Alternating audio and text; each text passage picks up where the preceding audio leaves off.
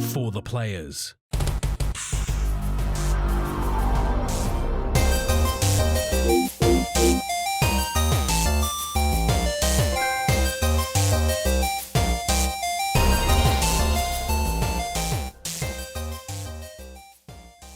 Never gets old. Nah, I'm Ryan Betson. I'm still Max Cooper. And this is the third time doing it. And this is For the Players, the pop culturist PlayStation podcast with over 40 years of playing PlayStation and 10 plus years in that games community combined. And for the 300th time, I'd like to thank you for joining us in this PlayStation conversation. This PlayStation conversation happens every Monday morning at 8 a.m. on podcast services, including Apple Podcasts and Spotify, and 9 a.m. on those YouTubes. If you'd like to take part in future conversations with us, because we're going to do more than 300, come check out our socials, Facebook, Discord, Instagram, Twitter. All of those links can be found in the description below. If you want to join us as the conversation happens, head over to twitch.tv/thepopcultures, where you can watch us record this show live, where you can jump in the chat and become part of the show. If you want to support the show, you can. Tell your friends, tell your family about this PlayStation pod. If you are listening on podcast services, be sure to give us a 5-star rating and a written review. If you watch us on YouTube, be sure to like, subscribe, comment below. I endeavor to answer every single comment. And if you want to support us financially, you can at patreon.com/thepopcultures, as well as our merchandise store, popcultures.com/shop, where you can buy shirts and other assorted shit with our logos on it. That's right, Max. This is episode 300. Who would have thought and who would have wanted us to make 300 episodes of PlayStation discussions? Like, holy crap. Holy crap. Well, when I told Ali, she's like, didn't I get you a fucking 3 last time? Didn't you already hit 300? I'm like, no, that was 2, mate. Yeah. That was 100 episodes ago. Yeah. It was like 2 years-ish ago. It was a while ago. A damn long while ago. But, yeah, it's hard to believe episode 200. Pretty damn impressive. And like today, the day at time of recording, we actually recorded the first ever episode of the Pop Culturist. So that 9 years ago to this day, Josh and I recorded the first ever episode of what would become this over at 94.7 The Pulse in Geelong Community Radio Station. I thought this was the moment where you rolled Josh out. Yeah, no, I spoke to Josh last week. He's like, no. I'm like, yeah, that's fair. Like, he stepped aside for a reason, you know how it works. Yeah, because he started playing Xbox. Yeah. He does. We started chatting. He's like, yeah, and I've just been playing a bunch of Xbox. I was like, oh, well, that makes it very hard for a PlayStation show, but that's all cool, I guess. But no, we'll get into that for a little bit. Like, Matt, because you've been doing this for probably like 150-ish.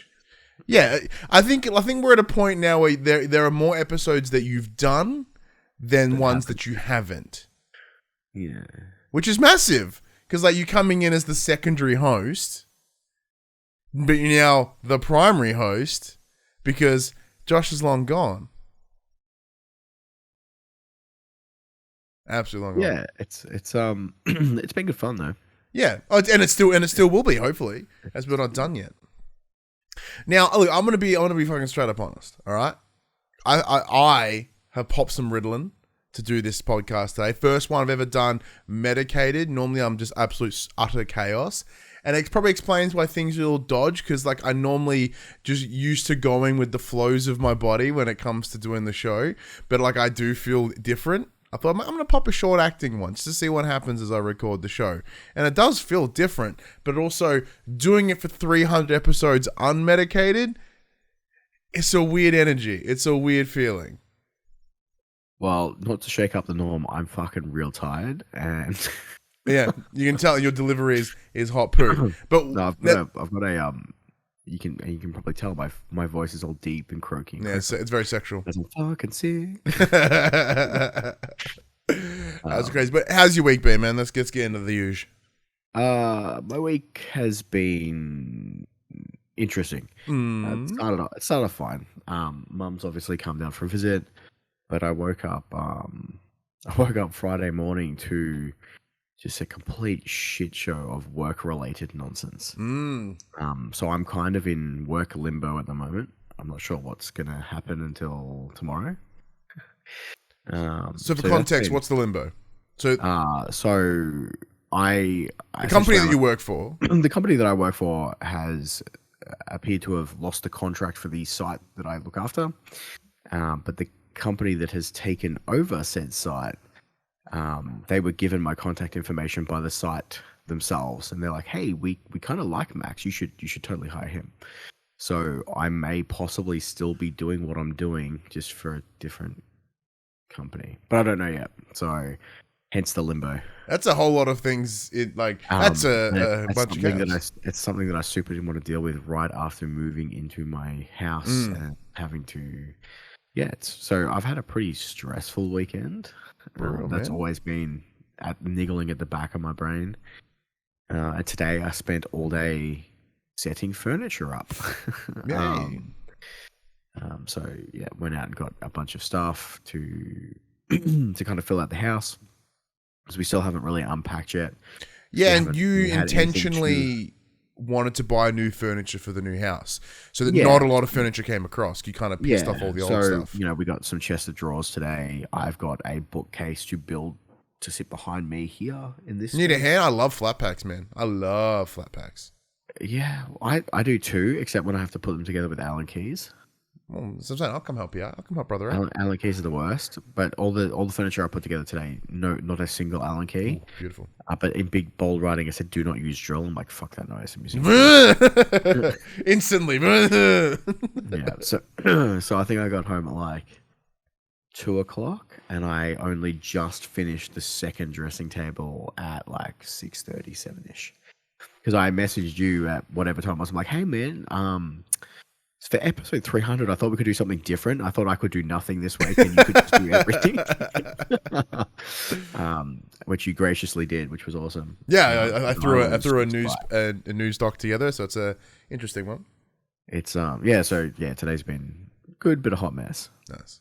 What about you? How's your week off been? Dude, so as we discussed last week, I finished up at my old job at Genu Gamer on Friday of last week. So I've had this week off, and I'll have next week off as well, starting at the new job at the Manshake on Tuesday, the 13th. So it's been cool. Like, actually sort of having a week off is weird.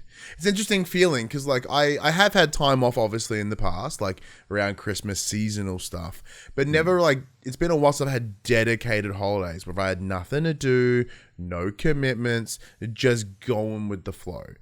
And it's been interesting. So I spent like the first 3 days doing jack shit. I played so much fucking Dead Island 2, and we'll talk about that in a minute. And then on the Thursday, I actually kind of felt guilty on the Wednesday. So Monday, Tuesday, Wednesday was just a whole bunch of nothing. I did do some stuff. I went and caught up with my kid and picked him up from school on Tuesday, and got to like do some fatherly things that I didn't get to do in my other job. So that's been lovely. And then Thursday I just felt like super guilty for like doing nothing. So I like did everything. I mowed the front lawn. I whippersnipped. I did like 2 loads of washing. I scrubbed the living fuck out of my kitchen. My bathroom. Like I vacuumed. I went proper grocery shopping for the first time in forever. I did a bunch of shit around the house. Just like, I need to do something that is more productive. And that was fun. It was really cool. I was tired. I was like, because my other goal was like, I wanted to go to the gym as often as I could in this break. I haven't gone once yet. I'll probably go now. I'll go tomorrow. We'll do it this week. Just because I like it to not. For me, I was worried that I would like get slack, and I've still done a bunch of shit, and I've done some like relaxing stuff as well.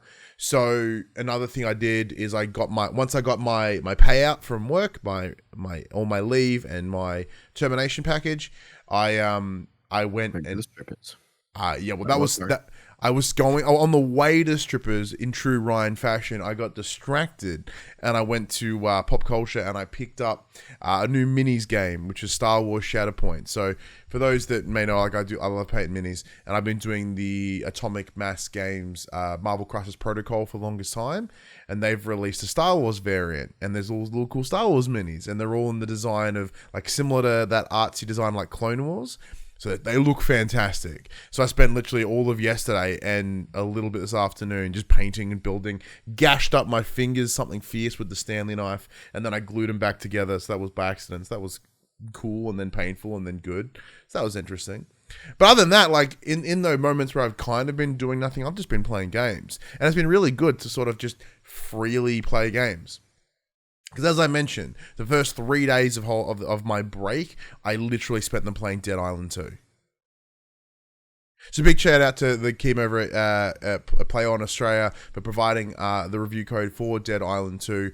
You played it semi recently. Now I did say on Twitter that you were you're done with it because you played it for a bit and you had your time and you stepped away to some other things. You haven't finished it, but you've stepped away. Yeah, I've stepped away for now. I enjoyed my time with it, so I put in about 8 to 10 hours. I did that in a day apparently. I enjoyed that mindless fun of killing zombies, but I think, as I pointed out a couple of weeks ago when I when I was originally talking about it, it's very dated. It feels very dated in its genre and in its gameplay style. Yes. That I would completely agree with in terms of its mission structure, because it is this huge open world, but it is very linear, as in like, which for me makes me incredibly happy. Like I have this sense that I'm doing this cool open world stuff, but it's that open world, as in there are regions, so like you're in Bel Air, and the other region is Beverly Hills, and the other region is the hotel. And I quite like that though, because it allows me to know what's the space that I'm in the same way that with Uncharted, the spin-off, or was it The Lost Legacy? They had those little open world moments. It's like you can freely do whatever you want in the space. There's a bunch of missions and specific things to do, but kind of have fun with it. And by knowing that this is my space, these are my boundaries, there should be things of value in here that are worth my time. And having to like load screen through areas is a bit weird. But thankfully on the PS5, the load time is really fast, not a major problem.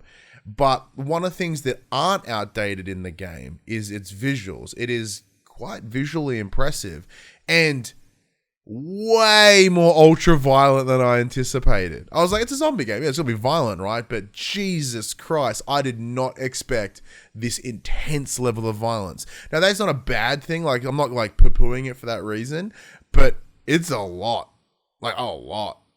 Like clubbing someone's face off, just like the jaw just blows apart, hit them and their leg shatters and bones, come out of it's an intense game to play.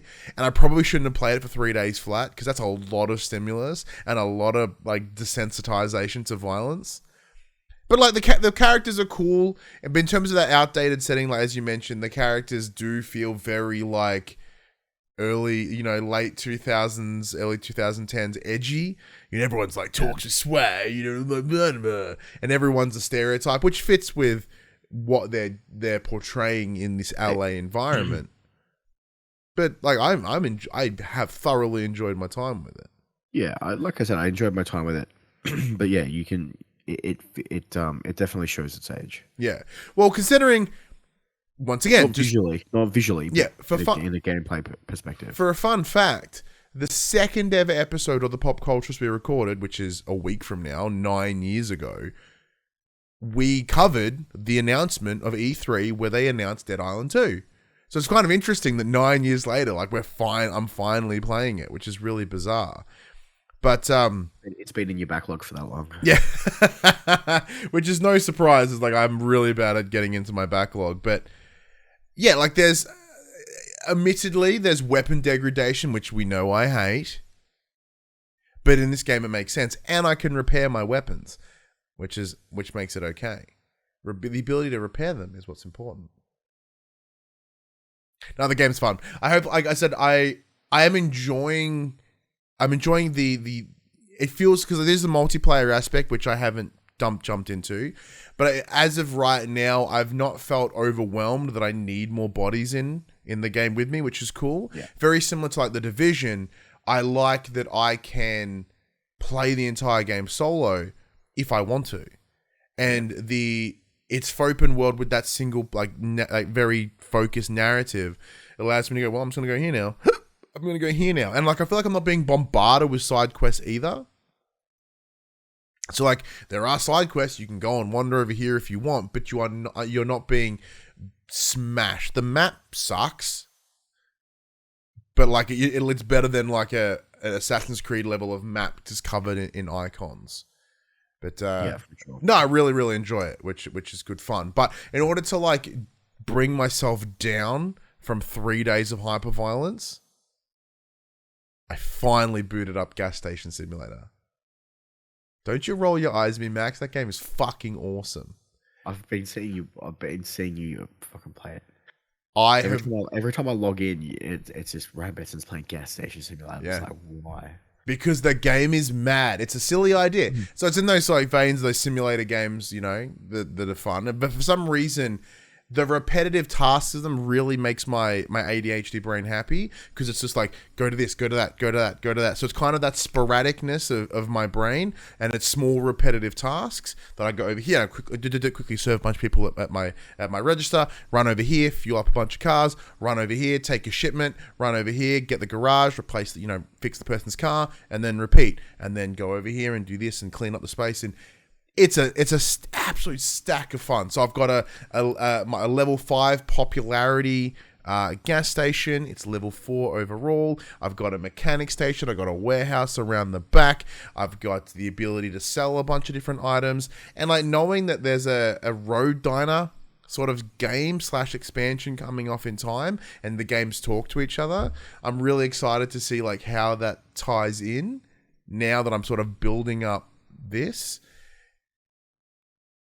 It's absolutely stupid. Like in terms of, it's literally a simplified version of running a gas station, which even down to the monotony of scanning each individual item at the register, which if anyone that's ever worked in like retail, like a service station or hospitality, or like a fast food chain, fucking blows. I did it. It blows. I worked in like a convenience store. It blows.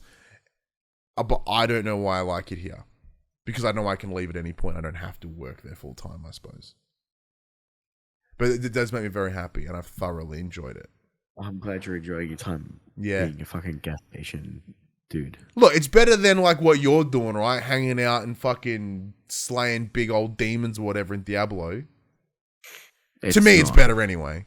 Nah, you're crazy. How goes that Diablo? Well, I was gonna say before we jump onto the Diablo train, what's the last game you've been playing this week?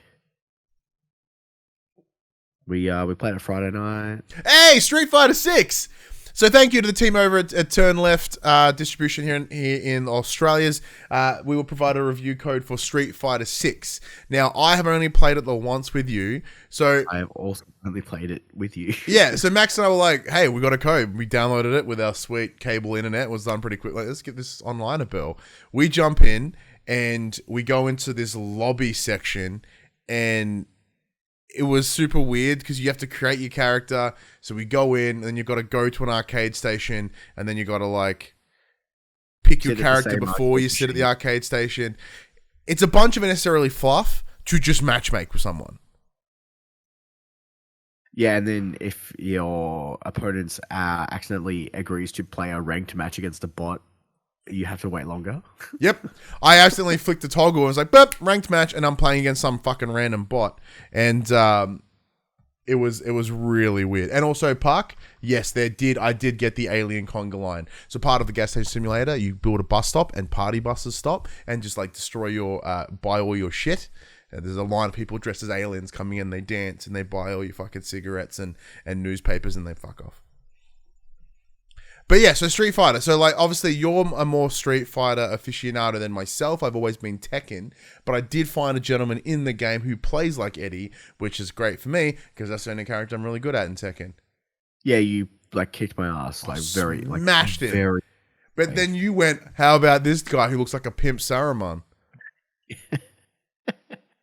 Yeah, Pimp Saruman was a bit overpowered in my opinion.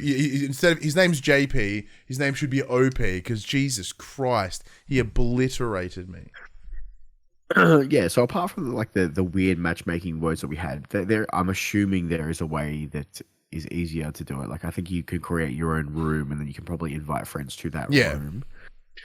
We didn't do that. We kind of just went to the battle hub. We sat down at our arcade machine and just went like, "Is this you? Yeah, this is you. Cool. Sit down at the right spot." Not having a rematch with character change is fucking dumb. Yeah, so we had to finish up the match. We had to leave the match, get off our arcade machine, reselect our character in our little mobile phone, sit back down and go again. Now, granted, like I said, you and I have only spent that time with it. So we played what 3 or 4 rounds, I think it was. Oh, very yeah, like 4 or 5 matches or something. Yeah. Like we just so I tried Blanca and he was too heavy and slow for me. I hated him. Then I tried Ryu and he was cool. He was fun. But the Eddie Gordo sort of capoeira one was the one that got me going. Yeah. Because you gave like 10. I did Dalasim or Dalasam or whatever his name is. The Stretch Armstrong. Yep. Indian, guy. The intense yoga apparently. Intense yoga, yep. And then I did, I think Ryu or Ken, whichever one you didn't. You did Ken, and I also did the woman whose hair looks like a Spartan helmet. She was brilliant. Wrecked your face. But visually, the game's fantastic. You and I were playing and having no major hitches, delays, nothing. Like it felt like you were obviously party chatting at the same time, and like it felt responsive. It felt like everything landed as it should have. It worked as they were supposed to, and everything felt good. It feels fluid. You can definitely feel the difference between the characters as well. Like there's certain characters which are just heavier and slower and feel more weighted than the rest of them, which is cool. But yeah, I very much enjoyed my time with it. I look forward to playing more. I do want to dive into the World Tour mode. Yeah, the story mode is what is always enticed me with these games because I'm bad against people, but story mode. Well, I think this is the first one that Street Fighter's ever had. I think so, especially in the way they're wanting to do it. Like Tekken's like an arcade style. Yeah, like Tekken's done story modes, but even then the story mode is just cutscene, fight, cutscene, fight, cutscene, fight. And I imagine this is probably the slight variance in that you can go around into a hub world. And because like we discussed last week with the demo, you went up and just went and fought some old woman and got your shit kicked in. Yeah. But so Diablo, that's the other one that you've been spending some time with. Yeah, so I was lucky enough to have Diablo IV gifted to me. So wonderful friends for your housewarming. Yeah, so my friend group we've been super, super keen to play this for quite some time. And obviously with my move and whatnot, cost me a little bit more than anticipated. And they were like, hey, you still getting it Friday? I'm like, probably not. You know, things just got out of hand. And then I got an email overnight on the day before launch saying, hey, this has been gifted to you by Blake, my old housemate. Oh, lovely. So, huge shout out to him. Love you, Blake. So there's a group of 8 of us who are all ready and raring to play because, you know, we've all been recently playing Diablo 2, whatever the remaster was. Yeah. 8 players. Diablo 4 is 4 players. So we've kind of split into 2 groups of 4. But with the launch of early access being at 9 o'clock Friday morning, I haven't been able to play during the days. So everyone is way further than I am. So you just sort of grind out a little bit, you reckon? So I played Friday night for about 5-6 hours. Went and got from level 1 to level 30. Hey. Then I had another big session last night. Got from level 30 to level 40. With the level cap being 100. So like slowly getting there. We just hit the group I'm playing with. We all just hit the end of Act 4, and I believe there's 6 or 7 acts. So we're about halfway through the campaign. How is the campaign? The story's pretty meh. Like it's just your Diablo game. I haven't really been following it too closely. I just like the loot side, that loop, the gameplay loop. So I am playing a sorcerer at the moment, playing an ice build. So the 2 people that I'm playing with are playing a barbarian and a necromancer.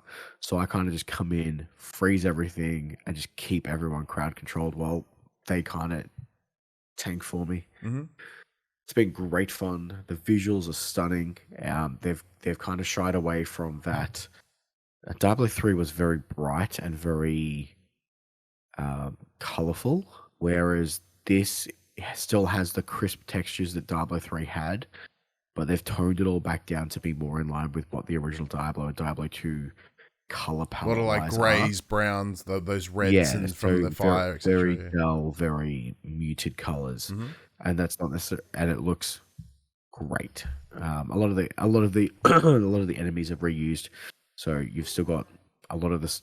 A lot of the things you've seen in previous games are still here. A lot of the bosses you've seen in previous games are still here.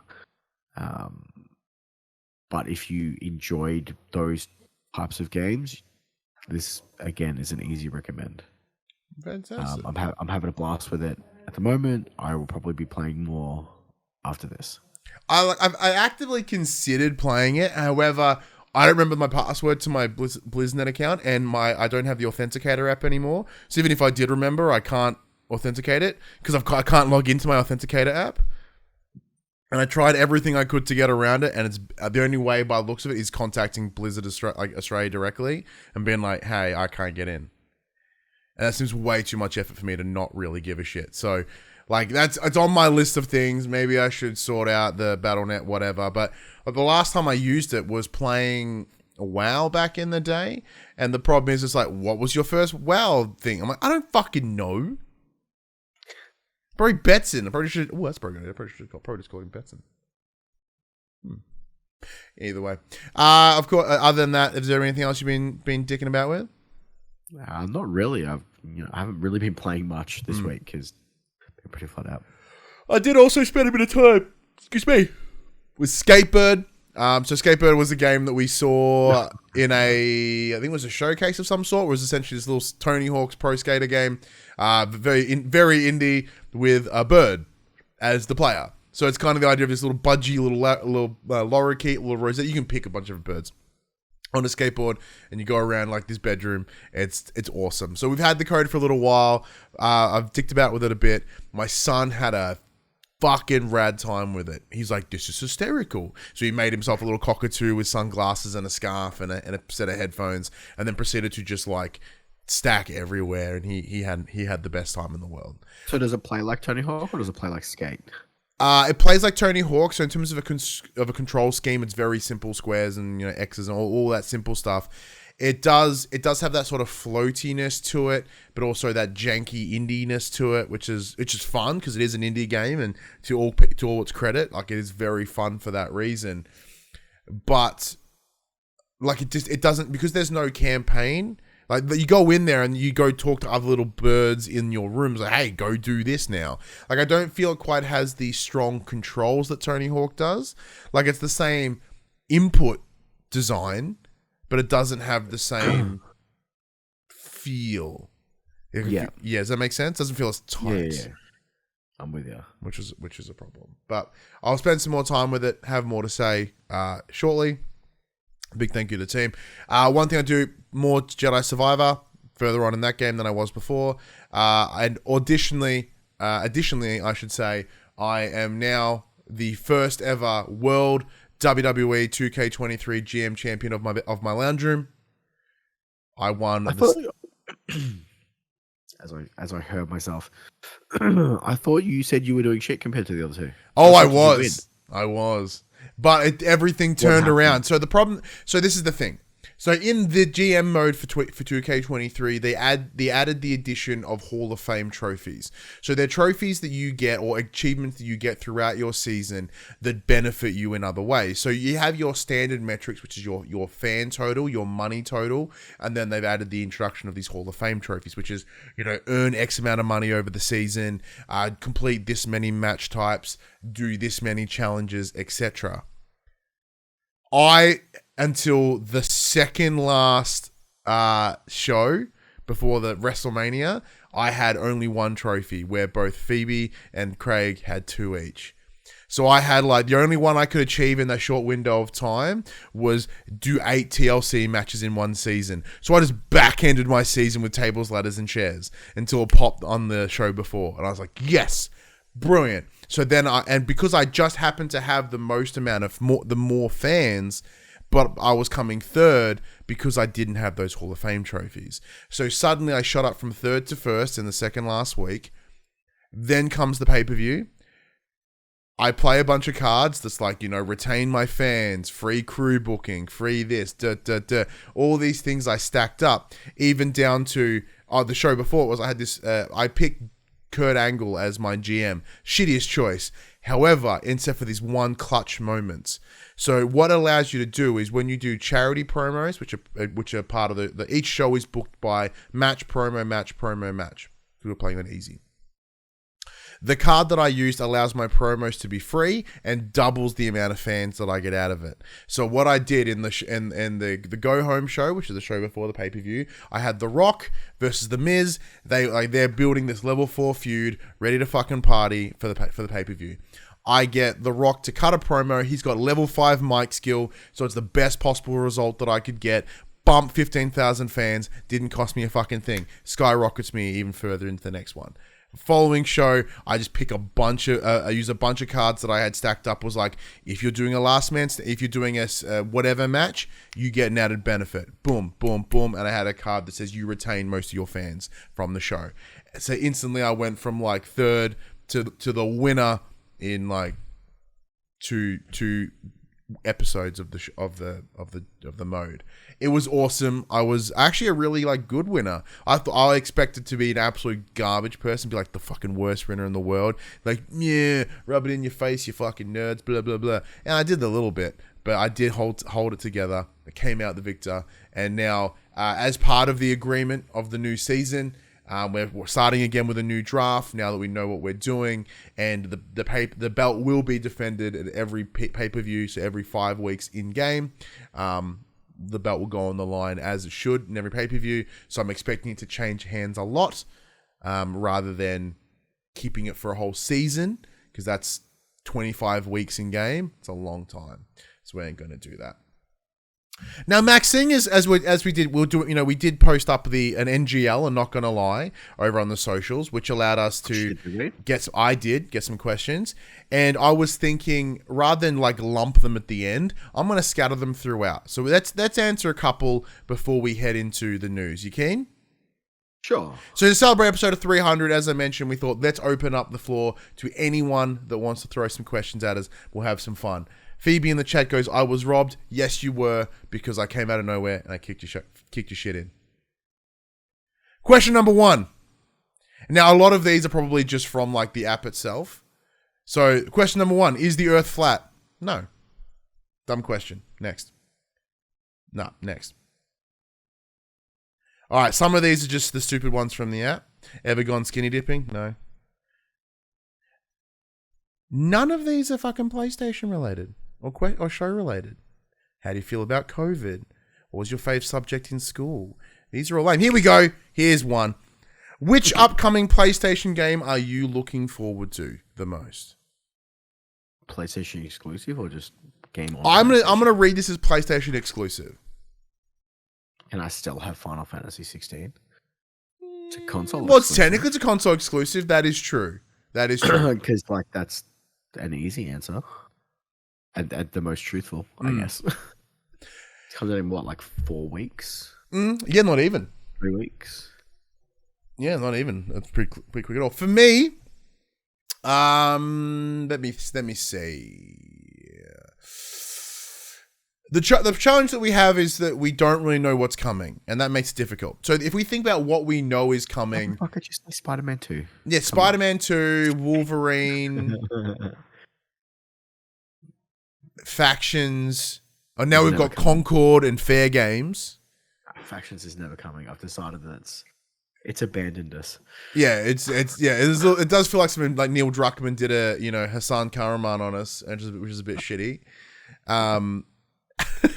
hyped us up for fucking 2.5 years and went, nah, it's not going well. Yeah, like I guess like the shortest answer in that case is, once again, of the things that we know, has to be. Like, I want like Wolverine, really. And I say that because... You're more excited for Wolverine than Spider-Man? Well, yeah, we know what Spider-Man is. I know it's going to be good. So, like, I'm not worried about it. Like, for me, what I'm excited for with Wolverine is, how are they going to do it? What kind of Wolverine they're going to tell? Is it going to be an R-rated game? Are we getting to, like, fucking schnick people and, like, stab them and shit? And like, that would be the best part. Like, are they going to take a lot of inspiration from, like, Hugh Jackman? Or are they going to go the more animated series sort of, Wolverine? Like, what suit are we going to wear? Are we getting, like, the one with the pointy eyes? Like, the pointy stupid headpiece? Like, there's... Batman kissing? Pardon? 2 Batman kissing? Yeah, two Batman kissing. That's what we get. We get on Logan's face. There's a bunch of different questions there that I have, and hence the one that I'm probably most excited for. Whether it be, as MGB in the chat says, the classic yellow suit, or that brown one that rocks up occasionally. All right, we'll do a second question, and then we'll jump into the news, and then we'll come back for more questions after this. So they ask, what has always been your favorite part about doing the show?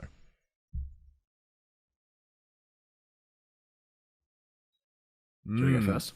You go first. Oh, yeah, I see why you did it.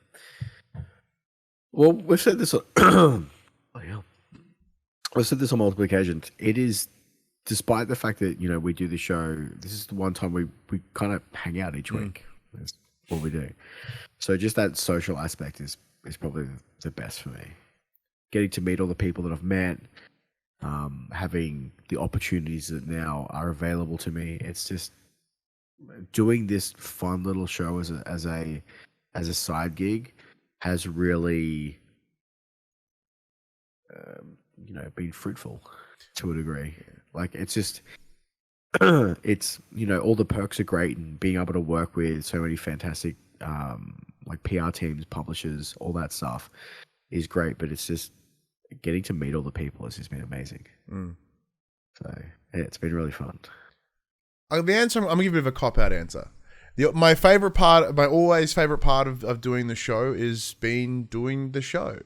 So, the idea for For the Players came from the closure of when Greg and Colin stepped away from PS I Love You at the time, when Colin left Kinda Funny. So, but it's no secret that both Josh and I were very heavily inspired by the likes of Podcast Beyond, PS I Love You, and Kinda Funny.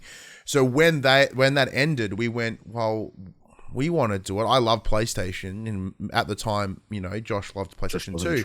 Yeah. And the same thing, we were looking for something to do. At that point, Pop Culturist was... Did you ever think it would come this far? No. But I also had no idea, right? Because at that time we were casting our net wide. We were doing movies and TVs and comic book and all these different things.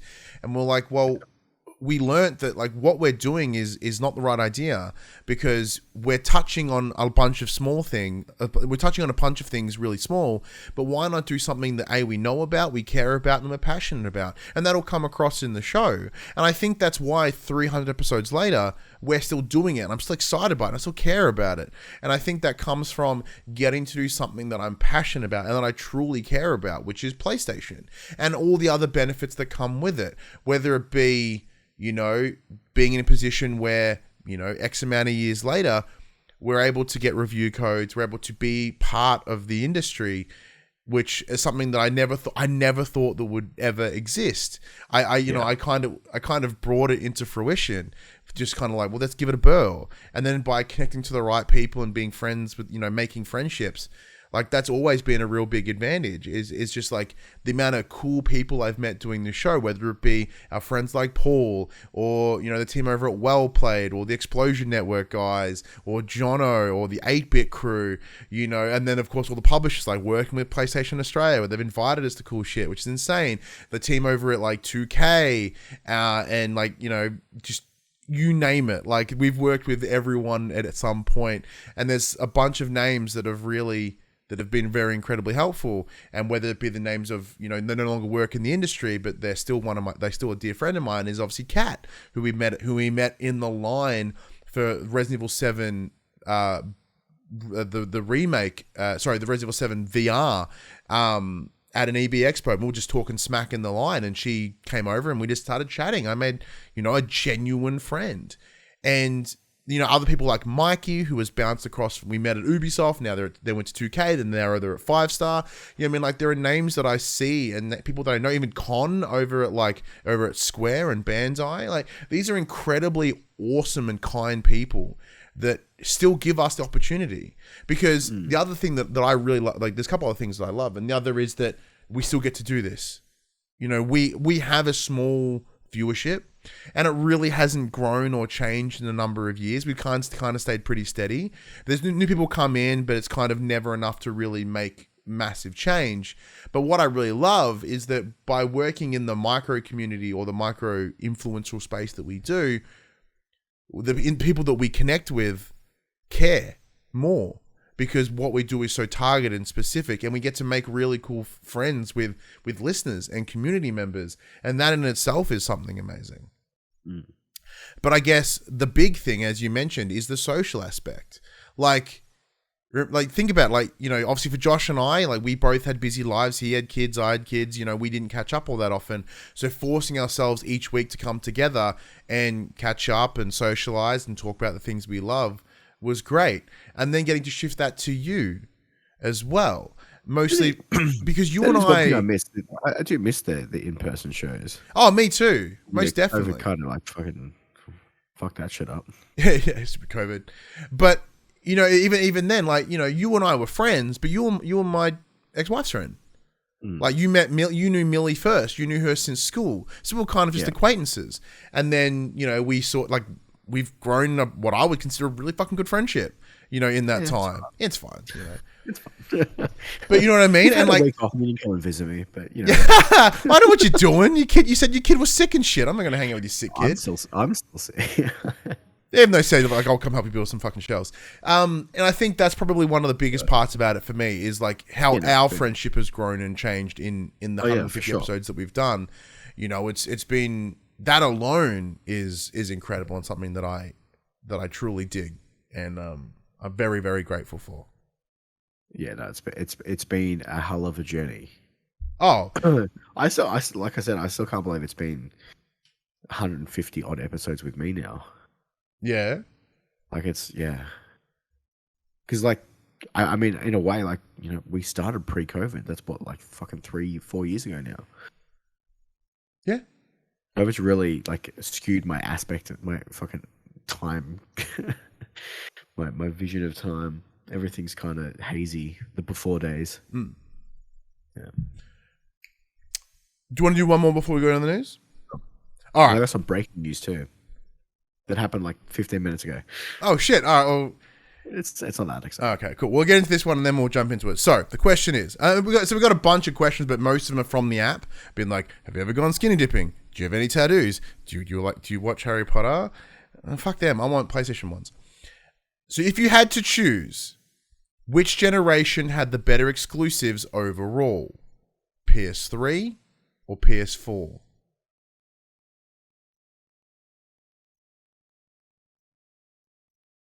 Ooh, that's a toughie, isn't it?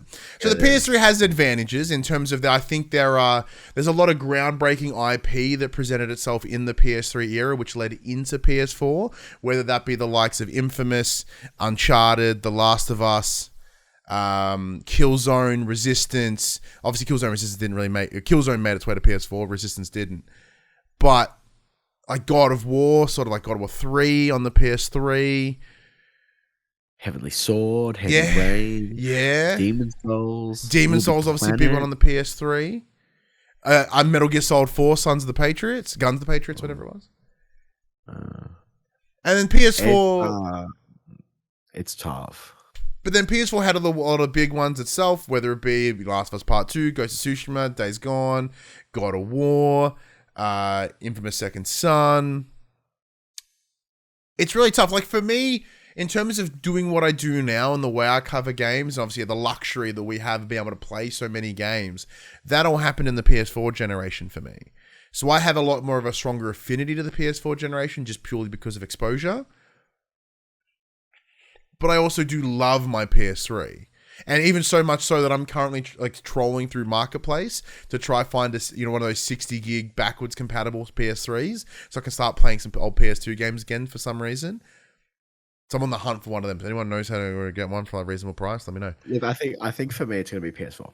I'm going to have to say PS4 as well, mostly because that is a very personal look. I'm not looking at it objectively, but objectively, I would say a lot of the games that were the exclusives like first party PS exclusives on PS3 have what led into the success of many of them in PS4. So you couldn't have one without the other, but personally, I have a lot more time for the PS4. All right, let's get to the section we call Inform the Players. We tell you about what happened this week in PlayStation. What's So the just breaking quickly, news? I'll throw in. Capcom has published a new survey to ask players which Resident Evil That's not breaking news. That's in my news stock, brother. Is it? It is in the quick bits. Oh, it's in the quick bits. I didn't see it. Is it? Oh, yeah, it is. Yeah. I only saw it. It only popped up on my feed like 10 minutes ago. Eat a bum. I already broke that sweet news. All right, let's go. Oh, you've started off with stuff that I want to talk about. That's right. I knowing that you were like getting in on this, I front load it with things that you would love. You've done the doc, so it's all laid out very differently. Mm-hmm. All right, let's talk about Final Fantasy 16 specifically. Apparently, we're worried about pre-order numbers. So there are the slightest rumbles beginning to emerge that Square Enix is worried about the release for pre-order numbers, despite an aggressive marketing campaign, which has seen producer Naoki Yoshida jetted around the world and a lot of gameplay footage shared with fans. We've had we got that like 30 odd minute PlayStation big state of play, yeah, big state of play on it. They've kind of been dropping things weekly for a while now. So, writing as a part of a Patreon post, journalist Imran Khan has teased a little insight into what he's been hearing behind the scenes. Quote, I had heard recently that Square Enix is panicking slightly over Final Fantasy XVI pre-order numbers, which are tracking behind Final Fantasy XV, even accounting for the lesser number of launching platforms. End quote. He wrote before stressing that pre-orders are only an indication of guaranteed day one sales and not actual number. The actual number could blow everyone away. So... I mean, all their bloody collector's editions sold out instantaneously. Mm. So, and they were like $600 a pop. So, like, I don't think they'll be too concerned. I think a lot of people have been burnt in recent history with pre-ordering games that they weren't sure on. Yeah. You look at the likes of Cyberpunk. You look at the likes of what else was broken? Saints Row. There's been so many games that have released quite broken at launch recently that I can see people having hesitancy, especially here in Australia, where the RRP of a brand new game is $125. We're in the midst of a fucking cost of living crisis, and people just don't have that disposable income to blow $125 on a game, especially if they're not sure what it's going to be. Yeah, and so a lot of people could be holding out for that, review drop, or to see some gameplay before they try it. And I think with Final Fantasy 15 not being as like well regarded as it really like could have or should have been, and people like, oh cool, and then they played it and were like I remember that like the initial love for 15 wasn't as much. Anyway, definitely. So what I've just pulled up as well, I've just pulled up the pre-order bonuses for Final Fantasy 15, and it's not much. It's like 3 little items. It's actually really quite disappointing. So there is there's some digital content to incentivize a pre-order, but that's it. There's no like get the game early. Yeah, there's no early access. There's like 3 little trinkets really. And I think with that lack of incentive to pre-order and knowing that people will just buy it on the day, whether it be physical or digital. Yeah. Apart from maybe like early download, like maybe once the pre-download goes live, they might see a boost. But like, do you? I don't see this as being a major issue just yet, because I don't think it's an issue just yet. We're still 3 and a bit weeks out anyway. Yeah, but as you said, like from a physical pre-order, like there are like deluxe editions, but they're just like steel books, nothing really exciting, right? But like that statue was instantly unavailable. Yeah. So that there's that to consider as well. But I guess do you think that a drop in pre-order numbers should be something we would worry about? Again, with recent history of games being released broken at launch, I can understand the hesitancy of consumers. Like, I can't tell you the last time I pre-ordered a game. Now, granted, once again, the very privileged world that we live in, it's not something that we need to do because we're very lucky that we get access to games. Like, the only thing I've pre-ordered would be any collector's editions, like God of War Ragnarok, or other than that, I don't pre-order standard games, deluxe editions. I just don't do it. If I wanted, I'd get it on the day. It's not an incentive for me. But I also agree with you on your consider things that are considered why someone wouldn't be doing it right now. Also, apparently, as spotted by users on Reddit, there is a demo showing up on the PlayStation Store for Final Fantasy 16, but only if you're browsing via mobile. So Now, hopefully one will be coming soon. We did get, I think, 2 for 15. One was like a little side style, like a little side mission where you had Carbuncle doing its thing in it. I think it was in like what I vaguely remember to be like an Alice in Wonderland crazy house.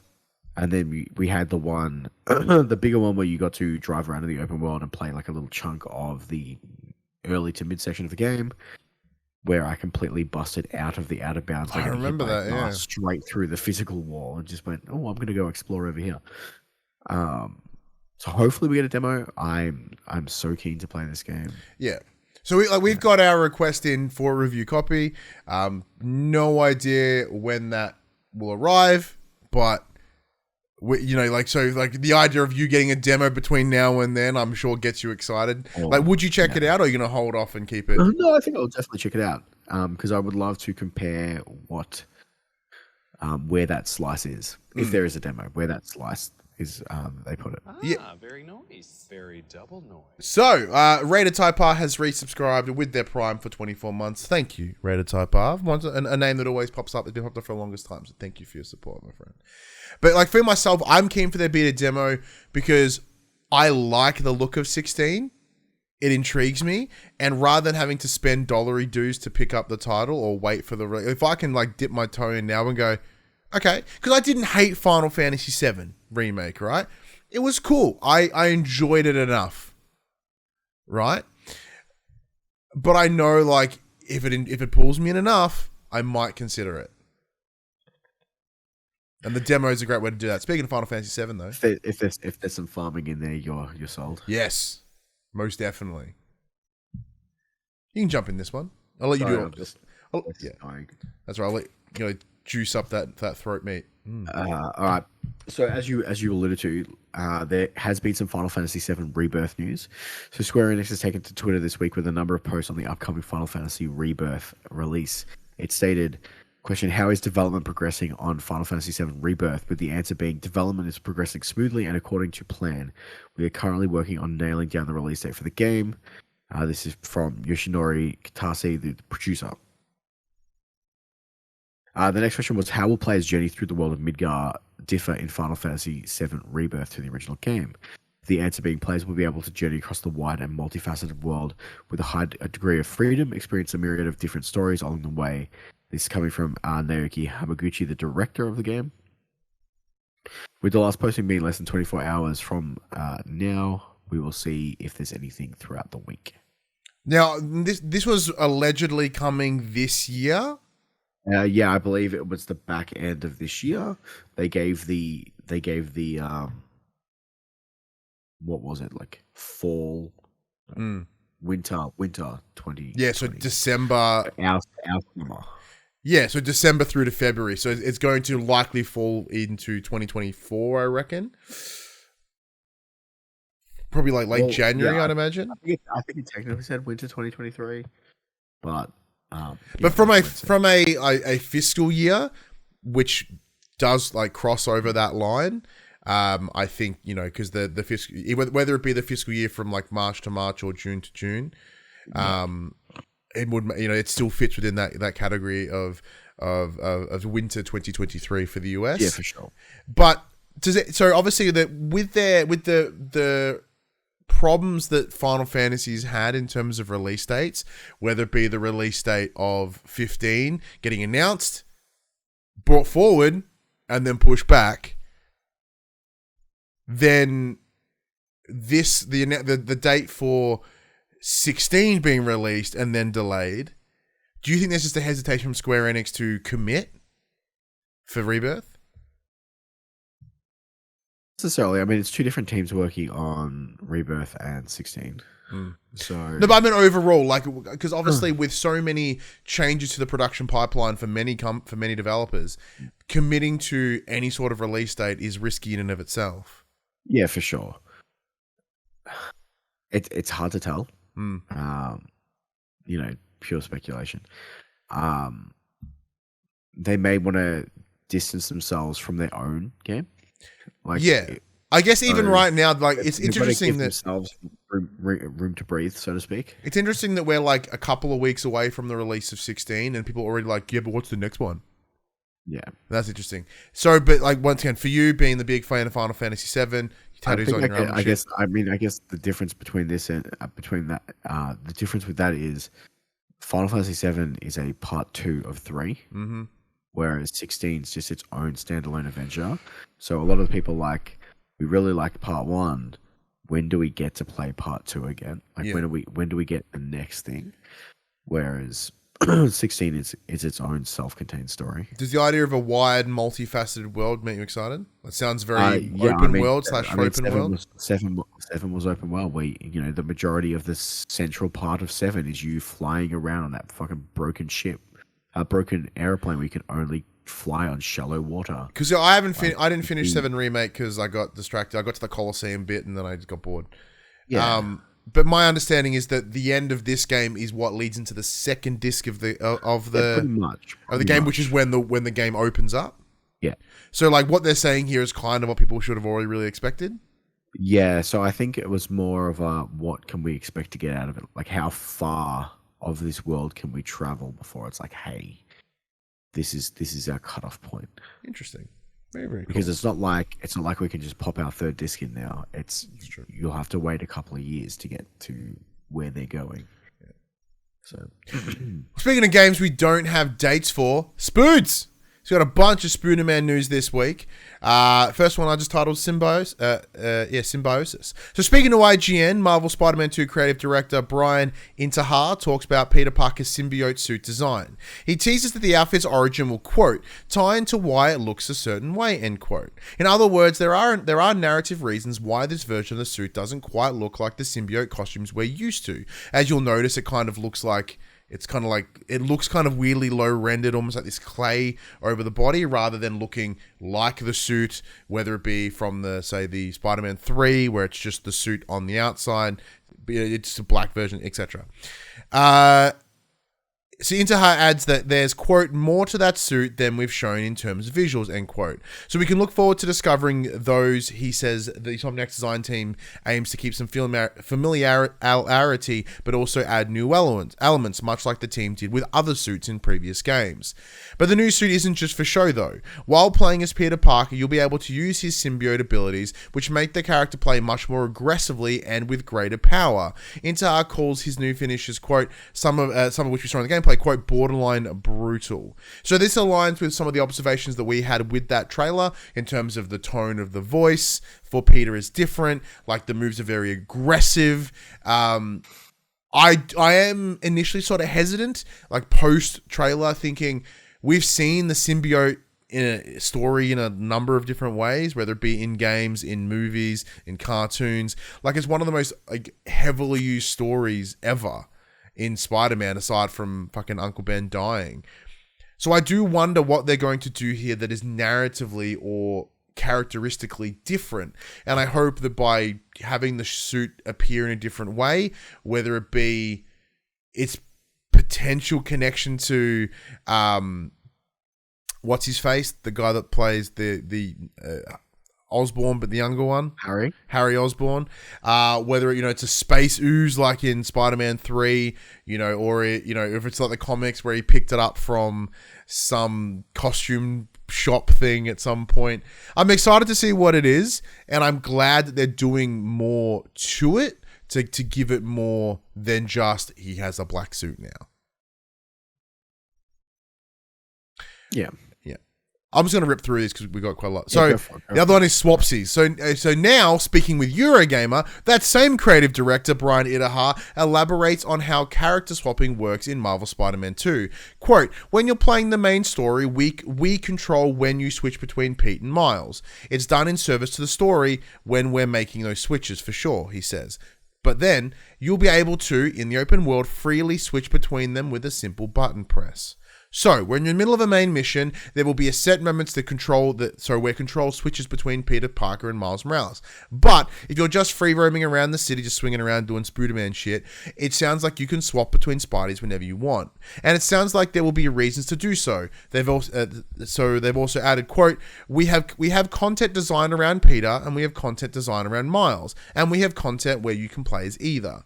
Itaha adds that adding that the game also features unique and shared skill trees for both protagonists. So as MGB highlights in the chat, so very similar to GTA. However, the transition time in GTA 5 from one character to the other made me never want to do it because it was so slow. It was so long. Yeah, on PS3. Yeah. But even on the PS4 version or the PS5 version, I felt that the transition was still kind of slow. You pulled out, you held, and then you went in. But hopefully with the power of the SSD and other marketing terms, that you'd get that instantaneous swap. This sounds like this game should have been multiplayer co-op. Or the option. That was the rumor mill for so long. I understand in the single player narrative where it's like you're not playing as two. I think the ability to do it in an open world space. I mean, in saying that, like, Miles doesn't just fucking fall off the place or off the face of the flat Earth. He's still there doing shit. Like, come on, man. Yeah. And it's and to add to that as well, like, apparently there's enough space to go around because, hey, this time it's Famitsu. Same creative director, Brian Hitaha, explained that with the additions of the new areas, such as like Queens and Brooklyn, alongside Manhattan, the upcoming sequel will be, quote, roughly twice the size of the original. Quote, these two neighborhoods are a bit smaller and more residential, so they have a different charm than Manhattan. We have prepared some unexpected situations that we have never seen before, such as the battles using the river that runs between the neighborhoods, so please look forward to them, end quote.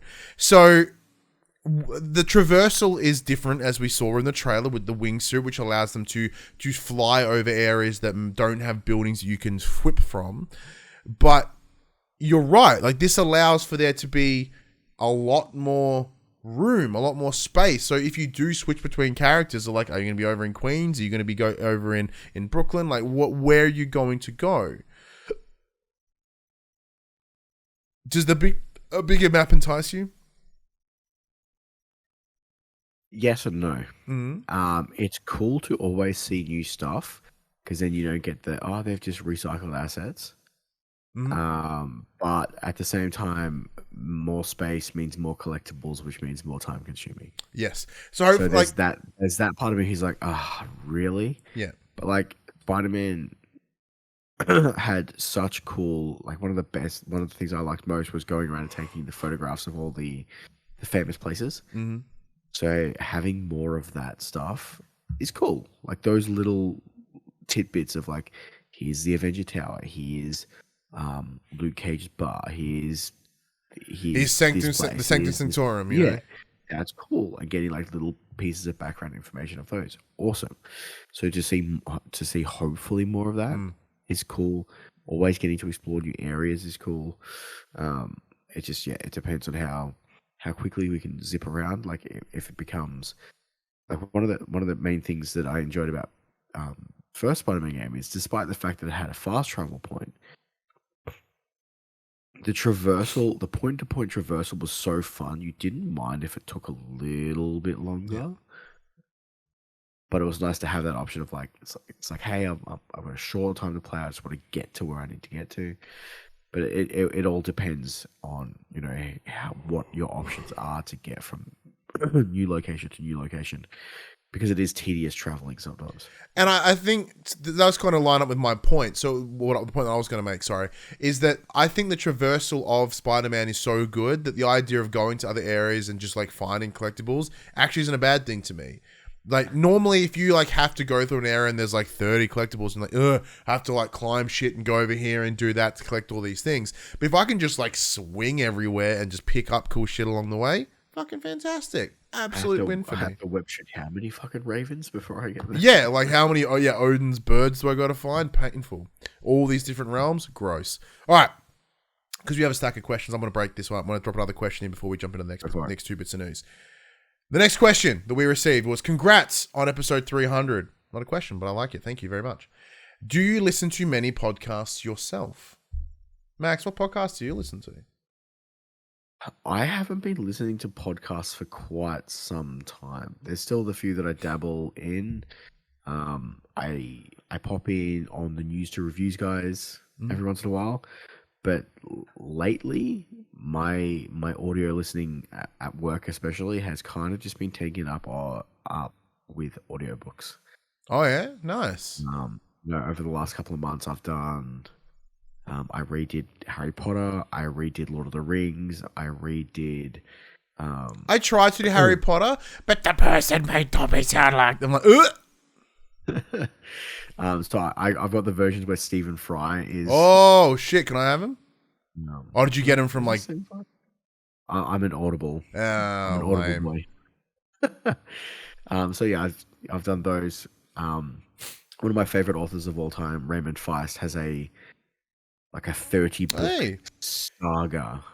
My partner Phoebe, she is a massive fan of Raymond D. Feist. Like she gave me The Magician to read. Oh, dude, The Magician's so cool. It's where it all begins. Yeah, and then it ends with The Magician's and 30 books later. 30. It's like 18-ish. I've read those books back to front like a good 3 times each. They're fantastic. Yeah, so at the moment, I'm not really listening to podcasts. I'm doing audiobooks at the moment. Nice. But yeah, I'll dabble with the big ones every once in a while. I'll pop in and you know watch a Kind of Funny or watch a DLC or something like that. But for the most part, yeah, I'm an audiobook man. Nice. So I myself didn't even listen to this show when I was gone for 2 weeks because I'm a piece of shit. Thanks. I don't listen to. I listen to like a very select few. So the ones in my regular rotation are Sacred Symbols, which is Colin Moriarty's PlayStation podcast, because he's great, he's informative. It's it's my main source. But other than that, like it is mostly PlayStation podcasts. The other two I listen to the DualSense podcast, which are friends of mine out of the US. I've guested on their show a couple of times. Love it. Great show. Then there's also another show out of the US called PS This Is Awesome. I listen to them quite a lot as well. But there's, of course, our name. That is a good name, yeah. And there's also our Australian PlayStation podcast brothers in Explosion Network with Platinum Explosion. That's a weekly rotation for me as well, just to see what the competition's up to and obviously support my friends. But outside of that, like I really kind of keep shit pretty simple. It's that I've been absolutely destroying the Always Sunny podcast, being a big fan of the Always Sunny in Philadelphia. Rob McElhenney, Charlie Day, and Glenn Howardson have been sort of watching their old episodes and doing pods for it. So I've listened to about like 3 months worth in the last week, just kind of catching up. The other one that does the weeklies for me is a show called Unnatural Selection, which are 3 friends of mine that do a weekly political podcast.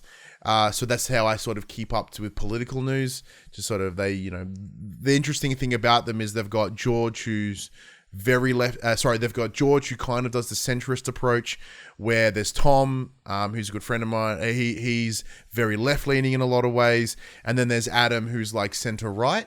So they kind of have this very good dynamic where they hit all the major points from all the angles, but it's all very lighthearted and funny. Which is great. And then outside of that is the wrestling shows I listen to, whether it be primarily like Going in Raw is the one I check out the most. But alongside that, there's also the Well Played DLC podcast. Like, I don't listen to as many as I used to. Like, I don't listen to Kind of Funny or anything anymore. Just kind of, it lost me. I tried to listen to PS I Love You, and it just isn't the same. Like, I think the dynamic of Greg and Colin is what sold it.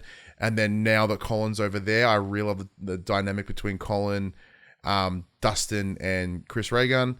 But I just don't find Blessing that entertaining. So I don't really like PS I Love You. Sorry. Yeah, and I'll jump into other shows as like if there's an episode that intrigues me or a guest or something that I just kind of jump out at. Now this one's more of a statement, so I'm going to read this one out. I went to the next one to make sure there's another question, but I'm going to read the statement instead. And then we'll jump into the rest of the news. So this one says, I've had almost lost my love for video gaming and thought I may be getting too old to be a gamer. Then I came across the PopC, which reignited my passion for gaming. Now it's a massive part of my life, and I listen/watch every week to keep me in the industry loop. Thank you for everything that you do. Happy 300. Thank you. Massive thank you to whomever sent that one on through. Because it's one of those things where the difficulty of podcast is it is very one way.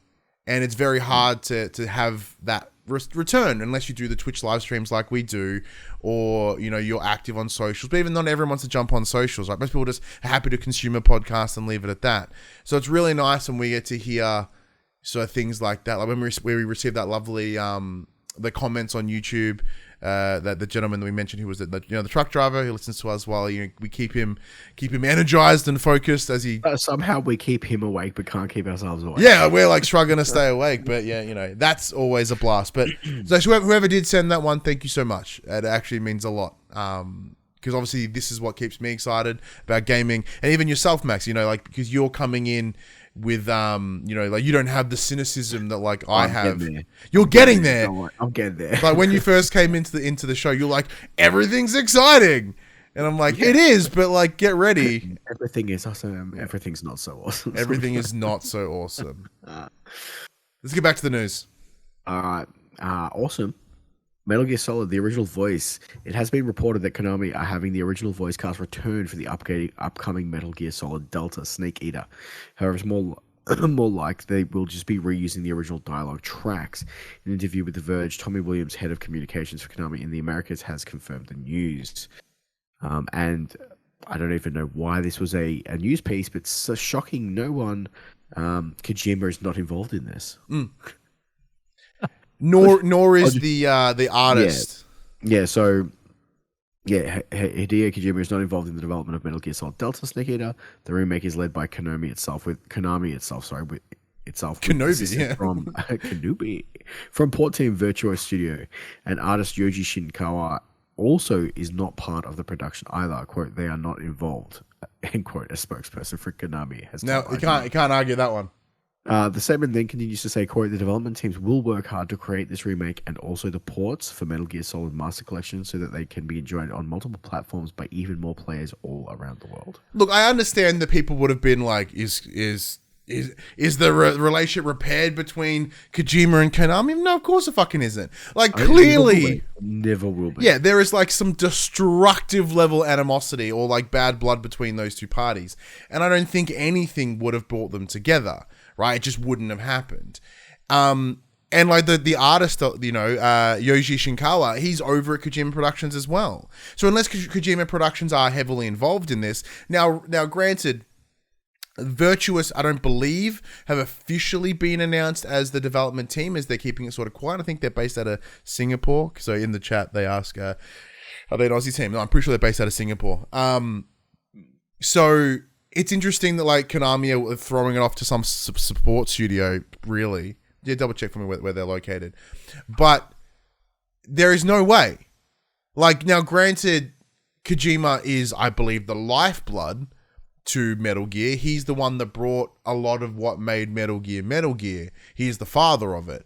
But it is a Konami IP. They can do whatever they want with it. In any extent they wish. So they don't need him. I mean, I think we spoke about it last week where Kojima posted on Twitter saying Kojima was never his. Kojima will live on. Sorry, Metal Gear, yeah. Yes, yeah, sorry, Metal Gear will surpass him and live on and do all that without him. Yeah, Virtuous is headquartered in Singapore, but they have studios across. Yeah, they're like scattered around the world, but their head office is in Singapore. Yep. So the thing here is, because like Konami also sort of made a comment that like, hey, you know, if you're wanting more Metal Gear remakes, like let us know and like obviously fund this. But the thing that concerns me here, and also shout outs from Alex in the chat, greetings from Russia. I wish you a good stream and a good mood. Wow, thank you, my friend. I appreciate you stopping by. There's a lot of concerns here that originally didn't like worry me until like I thought about it and pondered on it, and sort of looked at some other information that came out from other opinions. So maybe go, that's a very good point.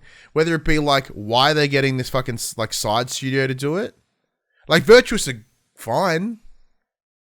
But really, like, that's not great. And even then, like, as you meant, with the news here of the voice actors, like, they're just using the original dialogue. Obviously, they might get David Hayter back in to record some more Snake shit, but, like, primarily, they're just using the old stuff. So, like, it doesn't feel quite like, obviously, to the extent of, say, a Final Fantasy VII remake, which I think they would never do anyway, but it doesn't even feel to the equivalent level of a Resident Evil 4 remake or a Resident Evil 2 remake.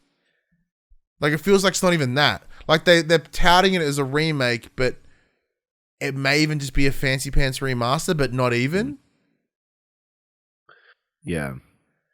And, like, I'm excited to play it, but I'm just as excited to play it in the Master Collection too. Yeah. So, there are reasons that we shouldn't be too excited. The reason we can still be excited, but there's very clear reasons that we should be hesitant as well, which I think is something that we need to consider too. Just before you dive into the next one, I just want to point out that SGDQ has wrapped up, which I'm really bummed about because I totally forgot it was on this weekend. So that's Summer Games Done Quick, the speedrunning. Oh yeah, nice thing where they raise. So this year they were raising, or this quarter they were raising money for Doctors Without Borders, and they raised a total of $2.239 million. Jesus Christ! And I missed the whole bloody thing. I love watching GDQ twice a year. And apparently it just wasn't on my radar. I actually think this is earlier than they usually do it. Yeah, because Games Done Quick. It doesn't seem to. It feels like it shouldn't something that happens in June. It normally runs twice a year. There's awesome Games Done Quick and there's Summer Games Done Quick. Yeah. So yeah, it's a bummer. A few of the streamers that I watched took part, but yeah, $2.2 million. Nothing to laugh. Nothing to scoff at. That's massive. Solid effort for speedrunning games. Now, MGB in the chat does point out, so Konami did do Metal Gear Survive and that one Metal Gear game on the NES. They're talking about the Metal Gear and Metal Gear 2 Snake, Solid Snake, which are there part of the collection. Yeah, Metal Gear games, but Metal Gear Solid games. Yes. So obviously Metal Gear Survive, and there's also like Metal Gear Revengeance as well, which was the kind of two that weren't really had Kojima involved, and that showed. Like, Metal Gear Survive blows. Like, I had fun with it because it was stupid, and I knew it was stupid, so I went in expecting it to be stupid. But like there was no longevity in that game apart from like the 3 times that I played it. It was bad. It was very bad. And like, so it is wondering whether like that Kojima is that secret sauce. Like, he is that little sprinkle in there that kind of gives it that pep. He's the MSG of games. Yeah, is he the MSG of the Metal Gear series? All right. Last bit of news before the quick bits. It isn't Diablo launch without some server issues. Smiley face. Diablo 4 is available right now on your PS5, your PS4 via the 4 days of early access granted by the Ultimate Edition, and many users are encountering an error due to licensing agreements. This is preventing them from playing the game, but it may be a problem on Sony's end rather than something Blizzard can solve. The developer is at least aware of the issue and is actively investigating, as community manager Pez Radar writes, quote, "We are seeing reports regarding PlayStation users experiencing invalid license errors. The team is looking into this right now and will update once we have more information." End quote. PC and Xbox Series X, Xbox One players have been able to play since the game went live, and suggesting that this may be a Sony-specific issue. Now, yourself, you're playing on PC, so I assume you've not seen any of these issues. I did have one issue. Mm-hmm. So I preloaded the game, did all that fun stuff. Went to load it up. Launch night, the early access launch night. So this would have been like 12 hours after the servers have been live. It's like, hey, beta servers are no longer active, dude. And I'm like, well, that's bullshit. I'm like, force updates. Like, there's no update. Your game's up to date. I'm like, okay. Close, reopen. So, no, beta servers are still down, man. Like, can't connect to the server. I'm like, what the fuck? Like, I'll do a repair install. Repairs everything. And I'm like, this is booted up again. Nothing. I'm like, this is fucking pissing me off. Reboot my computer. Computer turns back. It's like, hey, there's an update. Hey, guess what? There's updates. Those servers are cool. Fucking 10 meg update and the game was fixed. I'm just like, fucking piece of shit. I told you to do an update. And he's like, no, man. No, it's too small. We didn't ping it. Like, we just thought that was the package that we sent to ping the server. We didn't realize it was something. So, yeah, after a quick reboot, everything was solved. But yeah, I've had no real issues. Had some server problems last night when I was playing where I was just randomly dropping out of parties. Yeah. Which is really shit for a shared world progression for campaign, because it sets you all the way back at the start of the fucking dungeon when you rejoin your friend's world. So we had to fight one boss 4 fucking times because we kept getting booted. Brutal. So that was annoying, but it wasn't too bad. Considering the fact that it is an early access weekend, and they've had like 3, I think, open beta sessions, with the last one being a fucking server slam, it's actually been pretty good. Yeah, I think they were smart and they knew. But wasn't the big problem with Diablo 3, was it the server or was it the auction house? I remember one of the things was the thing that broke it. I don't know, but like they got rid of the auction house really quick. Yeah, no. So was it just general connective server issues when they first launched? I can't remember because I didn't play Diablo 3 at launch, so I don't remember. It's been like 8 years or something like that. Yeah, it's been a while. Quick bits. PlayStation's Days of Play event is back once again from June 2nd to June 12th. There are multiple sales across PlayStation 5, PS4 games, along with accessories and peripherals. Sadly, no cool limited console or controller this year. Yeah, so previous years they've released like, cool design PS4s, like the PS4 at my old house. It is the lovely, the royal blue with the gold, design on top of the slim, which is lovely. But yeah, no special fancy pants, face plates, or controllers or anything. This is as MJB puts in the chat, PS Plus being a bit cheaper is cool. This is generally the time that I re-up mine. Yeah, I'm gonna do mine now. But mine also. I'm debating whether I drop down from deluxe. I am. Yeah. I am. I'm not on deluxe yet. So far, nothing has blown my skirt up. No. Apart from Harvest Moon Back to Nature, that one's pretty cool. Everyone should play that game. Whoa! PlayStation 5 showpiece Ratchet Clank Rift Apart is jumping to jumping to PC on the 26th of July.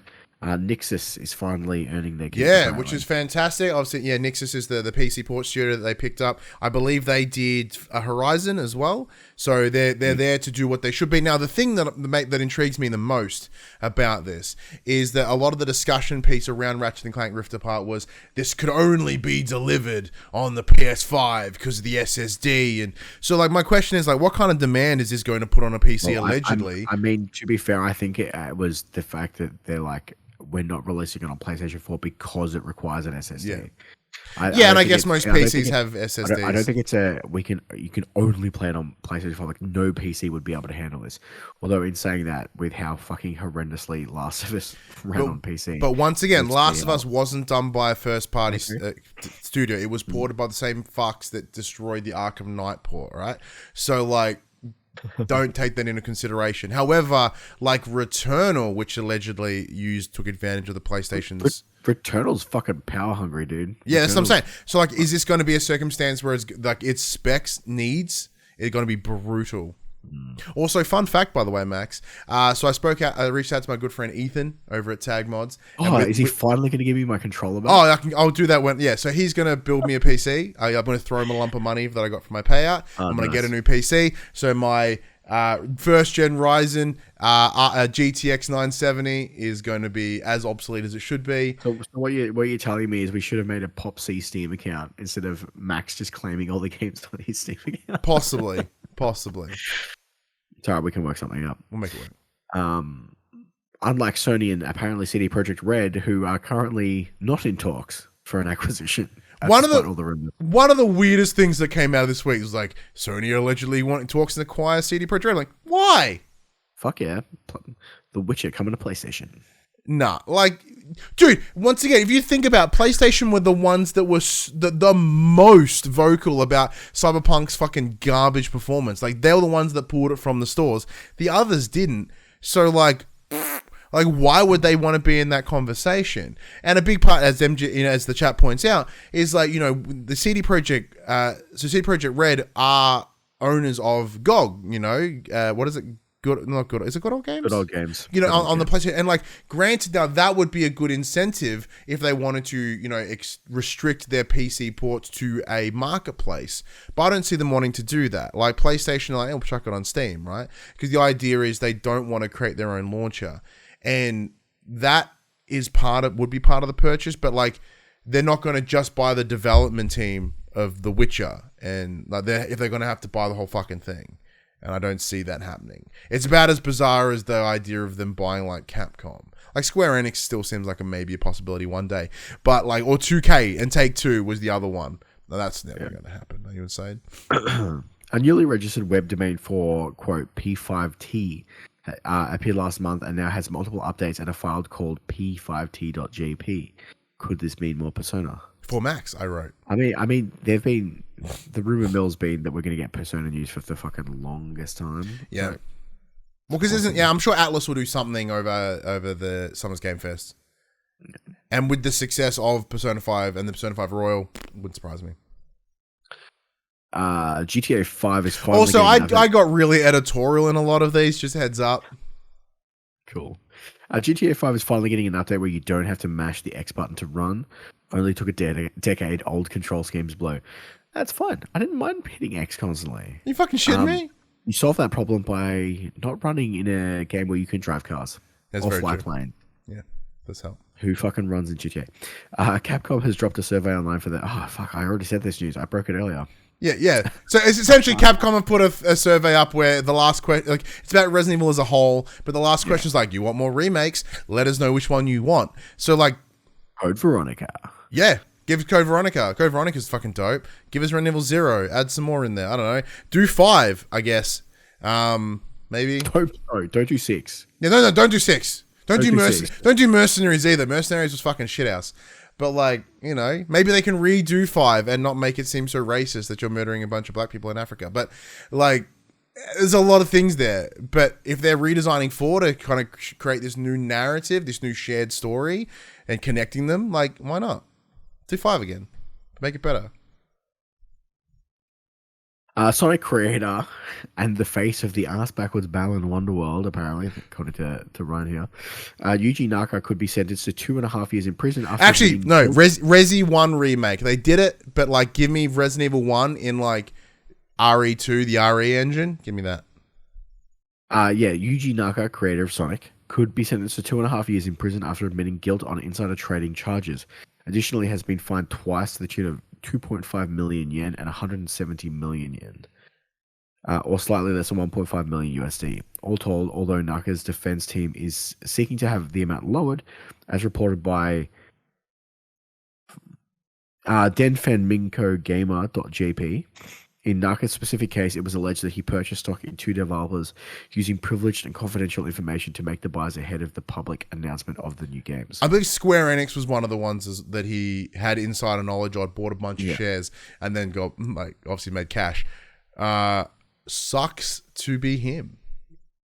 Yeah. The next Ubisoft Forward will drop at 11 p.m. Australian Eastern Standard Time on the 12th of June. Expect to see live updates on games such as Avatar: Frontiers of Pandora, Assassin's Creed Mirage, and The Crew Motorfest, as well as they're doing Skull and Bones, right? Yeah. Jokes, that's not going to be there. And the Assassin's Creed Nexus VR that hasn't been confirmed for PSVR 2, we may get more news. Yeah, so Ubisoft did make a post saying that Assassin's Creed Nexus VR will appear at the showcase, at the whatever. But yeah, so apparently, I can't wait to throw up when doing a fucking fall. Yeah, just like and then land in a hay bale, getting like horrendous vertigo and dying. So if you are based in Sydney, Ubisoft Australia are doing an event for Ubisoft Forward at the Fortress. Coincidentally, this might be the Tuesday that I go to Sydney to start my new job. 11 p.m. is a bit late. I don't know how long the presentation is. Maybe I'll sneak out and go fucking watch that. Cool. All right. Maybe. I'll think about it. PlayStation 3 Bro Shooter Bulletstorm is getting a PSVR 2 version. Cool. As long as you can keep... Okay, next one. There's a lot of me editorializing this one, just so you know. Okay. In the words of Ryan Besson, Activision boss Bobby Kotick blames, quote, outside forces, end quote, for firm's poor reputation. Personally, I blame him for being a cunt and genuinely evil person who has knowingly allowed the company to mistreat and exploit their workforce. Yeah, there's no outside forces there. So you're just a shit heap. Bobby Kotick, you absolute fucking dumpster person. Don't pull up the blame. It is you cunt. Fireaxis, the developers of XCOM and the more recent Marvel's Midnight Suns, has been hit with a round of layoffs. As reported by Axios, as many as 30 employees have been let go from the company, which is owned by parent company Take-Two Interactive and published by 2K Games. I never finished Midnight Suns, and I forgot the game actually existed. Maybe I should go back over my time off. I think it comes out soon for previous gen consoles. Oh yeah, I forgot it was coming to the PS4s. might have already come out. Have you checked out the Hogwarts on PS4 yet? No, I'm waiting for the Switch version at the end of the year.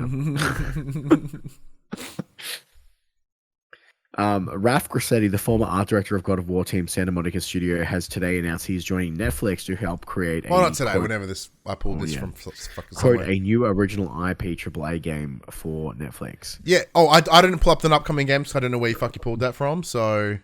Yeah, I'll pull it up now. I'll just manually do it. It's all good. The Mullet Show asks, mentions in the chat, I watched Midnight Sun stream the other day. I kind of liked it. The game is really cool. It's like, awesome. It feels like Marvel Crisis Protocol, the mini game I like to play, right? You know, in that, like, it's card based, it's like tactical, it's grid. You know, it's like playing a miniatures game in a world. And then you also got all the persona, go back to the mansion and try to smooch people and like finger blast blade or whatever the game did. You definitely finger blast blade. Yeah, the minimum finger blast blade. Make like Tony Also, Stark and Doc Strange Mac on and shit. Also, I put this in the chat with in our group chat, but like fuck Facebook. Just real quick, I'm gonna go on a quick Facebook rant. Not Facebook, fucking Netflix. Gonna go on a quick fucking Netflix rant. So it turns out for the longest time they wouldn't announce how much money they made in Australia. And it turns out in 2021 they made like 30 million, something like that. In 2022 they made just over $1 billion, and now they're like, yeah, it's not enough. Everyone can stop fucking sharing their passwords, please. Yep. Fuck them. So they are a fucking garbage dumpster company for that reason. Now, my greatest concern of this is the precedent that it'll establish. Next thing you know, Stan will do it, Binge will do it, everyone will start doing it. And like, I hate that they're making me torrent again.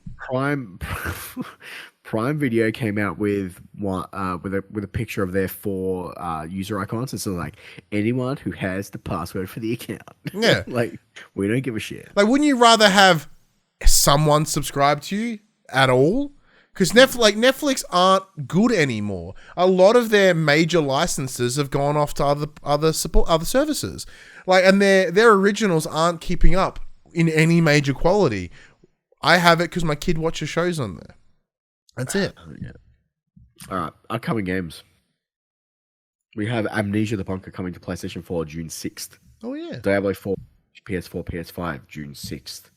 Tour de France 2023, PS4, PS5, June 8th. That is it. All right, cool. Well, Diablo's obviously a big one. Oh, sorry, shit. Loop 8, Summer of Gods, PS4, June 6th. Oh, I'm glad you didn't skip on that one. Yeah. Yeah, big one's Diablo, clearly. Or Tour de France if you're into that kind of thing. Yeah, Tour de France. France. Yeah, you get to option of whether your cyclist has 1 or 2 testicles. Which is going to make the same joke. Fuck you. Yeah. Custom creators. All right. Let's check what other questions that we have and we'll finish up the show. Well, this is a good one. I like this one. Max and me. What games or game genres have each of you tried that you wouldn't have if it weren't for the show? Oh, it's sports games. 100% sports games. Sports and car games. Mainly to the huge shout out to the team over at 2K. I get to play sports games that I don't normally play, and I have loved a lot of them. Turns out I may be a sports guy only if I play it virtually. Yeah. I think for me, it's a lot of indie games that I probably wouldn't have checked out, had codes not been accessible to me. Whether it be the key mailer or the email blast from those smaller distribution teams like Stride or whatever. And something will come up and I go, yeah, I'll give that a bell.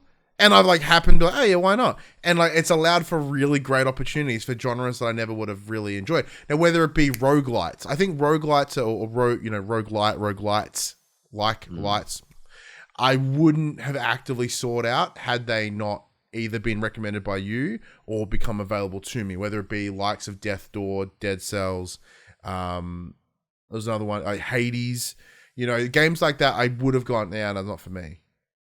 But having to playing them here because they've been available to me has been a blast. And sport games, I guess because MLB The Show's always been on my list. I do like that. Racing games, as you mentioned, not always a big for me. Less for Need for Speed Underground. But yeah, I think that's probably the big ones for me. And like a lot of double A games, like, because even myself, I default quite heavily to the triple A's, like the big hitters, where, you know, whether it be our lovely friends over at Plaion, pardon me, or some of those other, you know, various places. Like we tried like Relicta, that was fun. You know, just like these other weird sort of side games, like what was it, the Entropy Center. That's what I was going to say. What was that? What was that bloody Portal-esque Entropy Center, yeah. That was brilliant. Yeah, a bunch of really cool just games. Like, now granted, my memory's hot garbage, and we play so many games I don't remember them all. But like, they were sort of the ones. They're just ones that I wouldn't have popped up until I popped up in my email and went, "Oh, hello, let's give you a bill." And that's kind of been one of the great sort of opportunities that we have. All right, here we got I think we got a couple more. PopC has evolved a lot since its radio beginnings through game reviews, plays through products, reviews, movie discussions, and of course, the wrestling. Is there anything you would like to try / revisit in the future? So, now, like, obviously the pop culture when it first started, X amount of years ago, we did cover, like, the 4 pillars, which was movies, TV, comics, and games. Very quickly, once the team was a lot larger, there was a team of 5 at the time, and then it dropped down to 3, and then it kind of dropped down to 2. And then it reopened a bit more when Jem came on board to do Young and the Wrestlers. But for me, what I have a lot more enjoyment in is doing the niche content, the specialty content. So obviously, whether it be the PlayStation show is a big one. I love focusing on this really hard, something that I care about. And Young and the Wrestlers was a ton of fun too, because admittedly that show is what got me into the wrestling industry. Like, without doing that show and sort of reviewing Deathmatch Down Under, that's what got me knowing the management team, which then got me a job in there, which then got me, which is funny enough because that's how I got my job now at the Manshake, is by making content, getting involved with the Manshake, doing their podcast. Now I work for them. Like, it's been very this content as a whole has been very opportunistic for me. We used to do a lot more streams and stuff as well, and I constantly I consider doing streams again, because I do have a lot of fun just streaming and playing games. But like, it's the demand that time demand of it that always kind of makes it hard.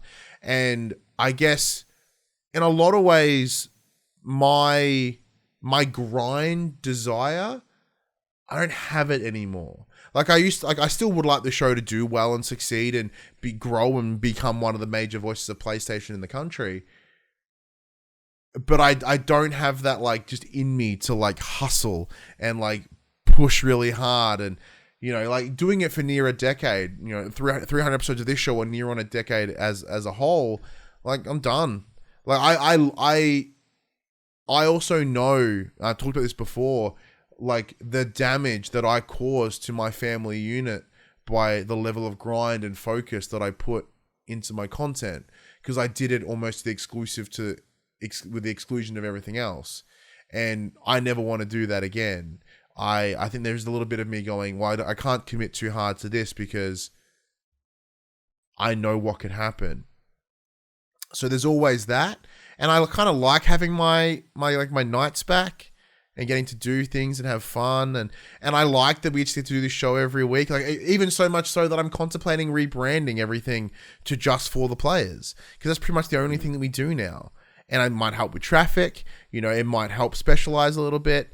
I'm thinking I might do it 300 episodes later. Like, why not, right? It's been a long while since we've done the Young and the Wrestlers. We haven't done movie content in a while, anything like that. It's probably just probably a good time. But, you know, I always wanted to do, like, you know, video essays and stuff like that as well. But I love the dialogue that comes with doing this. And, you know, maybe some more episodes of, like, more the players and stuff like that, those little supplementary things. But knowing our schedules, like, I know that there is a limit to what I could do. What about you, Max? Obviously, like, you never dived into the streaming side of things. You've kind of come on to this, only this. Is there anything that you'd want to try with what we do? See, part of me would like to do, like, those Let's Play style videos. Yeah, like when we used to do that. And then the other part of me is like, I don't think I'm entertaining enough or engaging enough if I'm like I tend to focus on what I'm doing too much, and I know like like when I first started doing this show, I struggled to take notice of the chat, whereas now I'm actively looking at it constantly. And I feel that if I'm doing, I know myself, I kind of lose myself in the task that I'm doing, especially if I'm playing video games, that I would just completely forget that I would have a quote unquote audience watching me. I think I would be a terrible, terrible person. But I also think that like the dynamic that you and I have in this show is I'm that energy, like I'm the intense, you're the almost like the straight man, like the mellow. Like you always break out of that too in terms of get silly and make fun and all that sort of stuff. I'm purely here to keep structure on point. I just saw I think I just saw your mum in a towel walk down the hallway. Yeah, you certainly did. It was off camera. Yeah. But you know, everyone at home, you can imagine that. Imagine Max, but as a woman and older, and that's what we just saw. We just saw the backside of. But yeah, so obviously that'd be something that's fun to do from like the live streams are always fun. Like let's play videos are cool, but like they themselves take editing and. No, you just got to do it raw, especially. Yeah, like it's like even the nature of what I love about doing the pods is because we just one take it. Yeah. And I cut the front except off. Except for our intros. Yeah, so I want to do like 3 intros. But like I cut the front off, cut the back off, add thumbnails, whatever, send it on out. And like that level of, because I was finding that the level of like engagement, I could spend like 20 hours editing something and would get the same traction as if I fucking did it in one shot.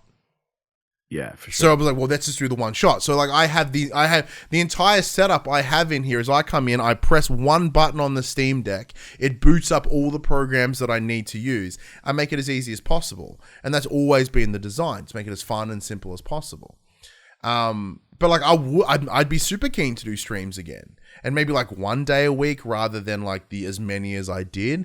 But even then, like, what if I don't want to do it that way? You know what I mean? Like there's that routine that comes with it as well. Like, and, you know, knowing, like, the schedule is important, that, like, obviously, you know, that we record this show at the same time every week on Twitch, and we get a lot of regular viewers, and then I don't know whether, like, that would change if we, you know, if I added something else into the fold, you know, like, I don't want to do any, like, I do, as much as I enjoyed The Young and the Wrestlers, wrestling was something that I came on, that I got when my day job was games, my side hustle was games, and I was burnt out. So wrestling came to me as a mental health check, as something I didn't have to make content on. And then I made it something to make content because I just wanted an excuse to talk about it. But that back then, I didn't know how to just enjoy something. Where now, like, I still critique things and I have it, you know, I have a ton of fun, but I love being able to enjoy stuff for myself again. So yeah, look, maybe streams will come back if there's demand, people are interested. Yeah, sure, why not? But yeah, it's certainly a possibility. And I'd like to see if there's anything that you'd want to do, Max, as well. You know, maybe there's something that, you know, tickles your interest. Let's do something a bit. What happens to the cooking stream? Oh yeah, you got a God of War cookbook. I do have a God, and I found a bunch of other cookbooks too. There's a D&D one, there's a Destiny one. I found an Elder Scrolls one. For me, it was just like the idea of setting up all. I admit I just fucking completely forgot about it, but I actually that would have still been fun. I have a new kitchen now. You do have a new kitchen now. Can we use your kitchen? Sure, why not? Ooh. And yeah, both of us would be. Actually, that'd be cool. All right, I'll think about it. We'll make that happen too. Next question. If you were caught in a Groundhog Day loop, aren't I already? What game would you be happy to play over and over and over and over? Or what else would you do? This is easy. Currently, it's the game that I'm currently playing over and over and over again. That's fucking Call of Duty DMZ. Yeah.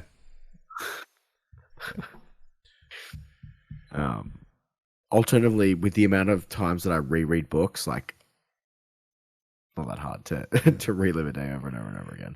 See, for me, it's tough because I don't like replaying shit. Because that's where the benefit of having one of those live service games is fun. Like It doesn't matter how many times you play Rocket League, you're never gonna play the same game twice. It doesn't matter how many times you play Warzone, you're never gonna play the same. Yeah, but that actually makes me anxious, knowing that there's never an end, and like knowing that the way my Adahada brain works, I got to have something new, and that's the other advantage of what we do, right? I didn't know it at the time, but like, if you're like, hey, you can just play Call of Duty, I'm like, ew. I'd eventually probably get good at it, which would be cool. But like, you know, maybe it would be. Yeah, if I don't get murdered by 45 bots while Max is standing next to me and none of them even notice you there. Well, maybe maybe Gas Simulator. No, like I think that maybe like Harvest Moon, like because I can just replay that over and over again and just make it better. Anything like that, I think those simple repetitive games would probably be fun. Stardew Valley like Stardew Valley, I guess. Yeah, anything like that, which I love for my farming game, so that's pretty fun. And then I can just run it again, and I can do it a little bit differently. You hit Cult of the Lamb pretty hard. You could probably. Yeah, but I finished it though. I hit it hard until I finished it. Yeah. See, Cult of the Lamb, like that's a game I probably wouldn't have checked out had I not done the show. Here we go. This is a good one. We only got two. I think we only got two left. Man, this might be the last one. Congratulations on 300 shows. Thank you. What character from a game have you had sexual thoughts about? I don't know. See, like, I'm not like I tend to get like, you know, satisfaction from like real people. Like, I don't have waifus. I don't like animated shit. You know what I mean? Like, I may play a lot of weeby games, but no. I don't think. I'm sure there's been someone like, oh, hello, you're all right, but like that's about it.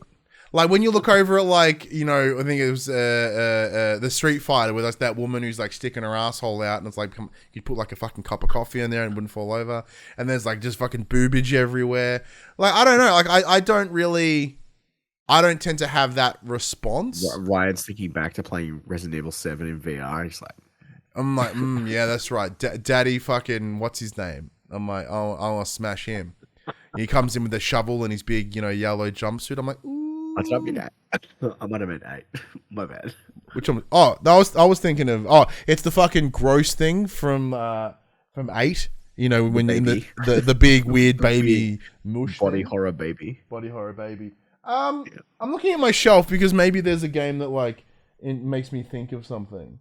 Definitely Crash Bandicoot. It's definitely Crash Bandicoot, or it might be Towley from South Park. No, because I also don't like like align with like the anthropomorphic animals as well. Like, you know, like foam stars as an example, clearly very sexualized. No, not for me. Nothing about that is even remotely appealing to my penis. I'm looking over my shelf over here. Is there anything that gets me going? Is there anything that gets me going? I don't think so. I'm like, should I be proud of that? I think I feel I should be. Anyway, final question. The Thunderjaw from. Yeah. Big robo weenus.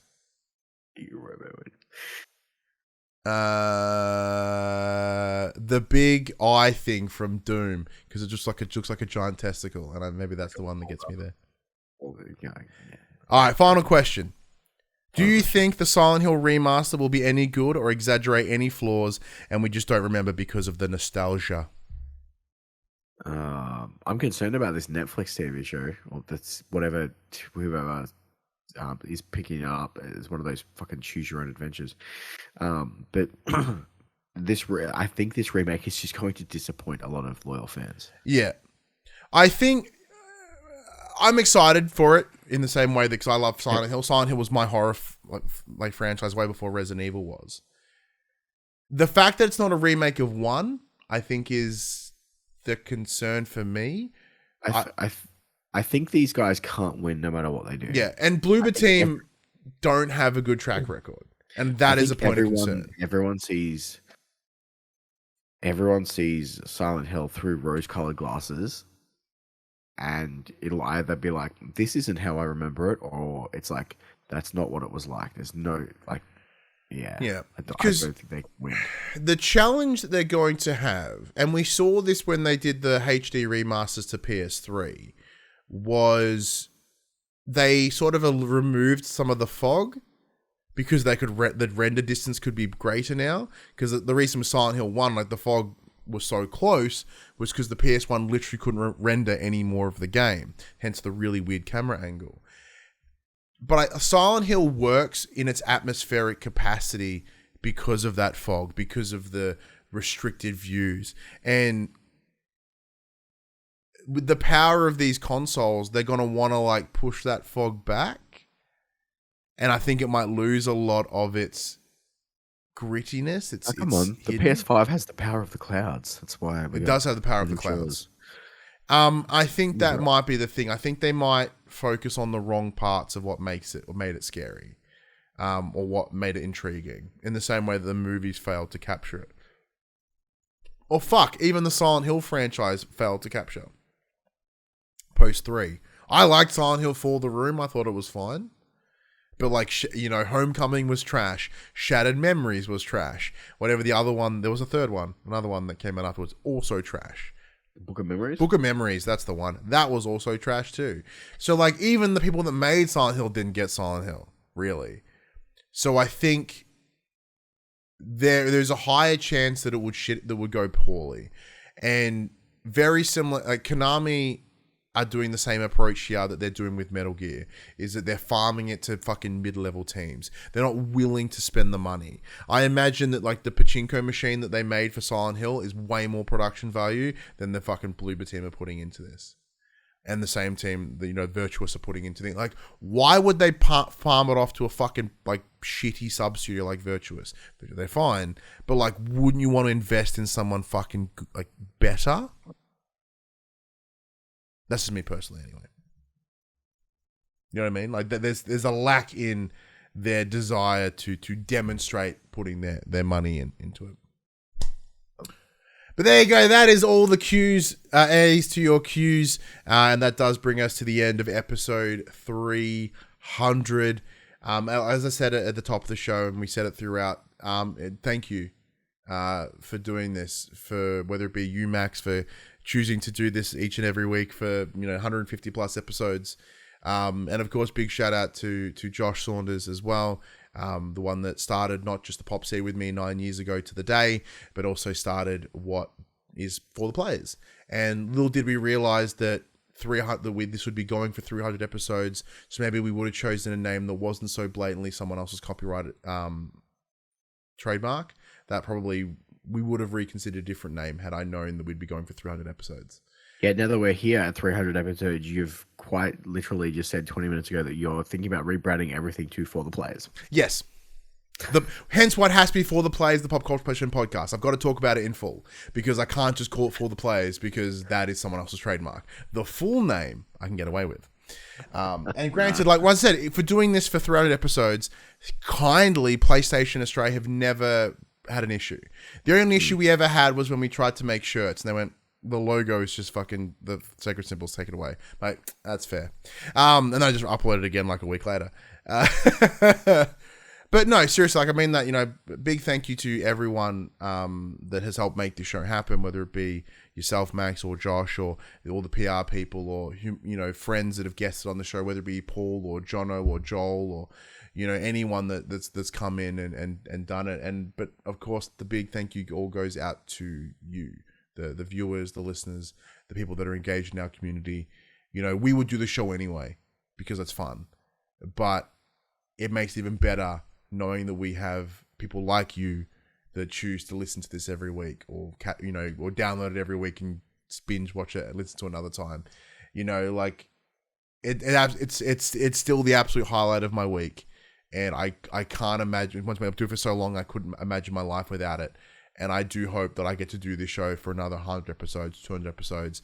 And then, it'd be cool to hit my 40s and still be doing this fucking stupid show.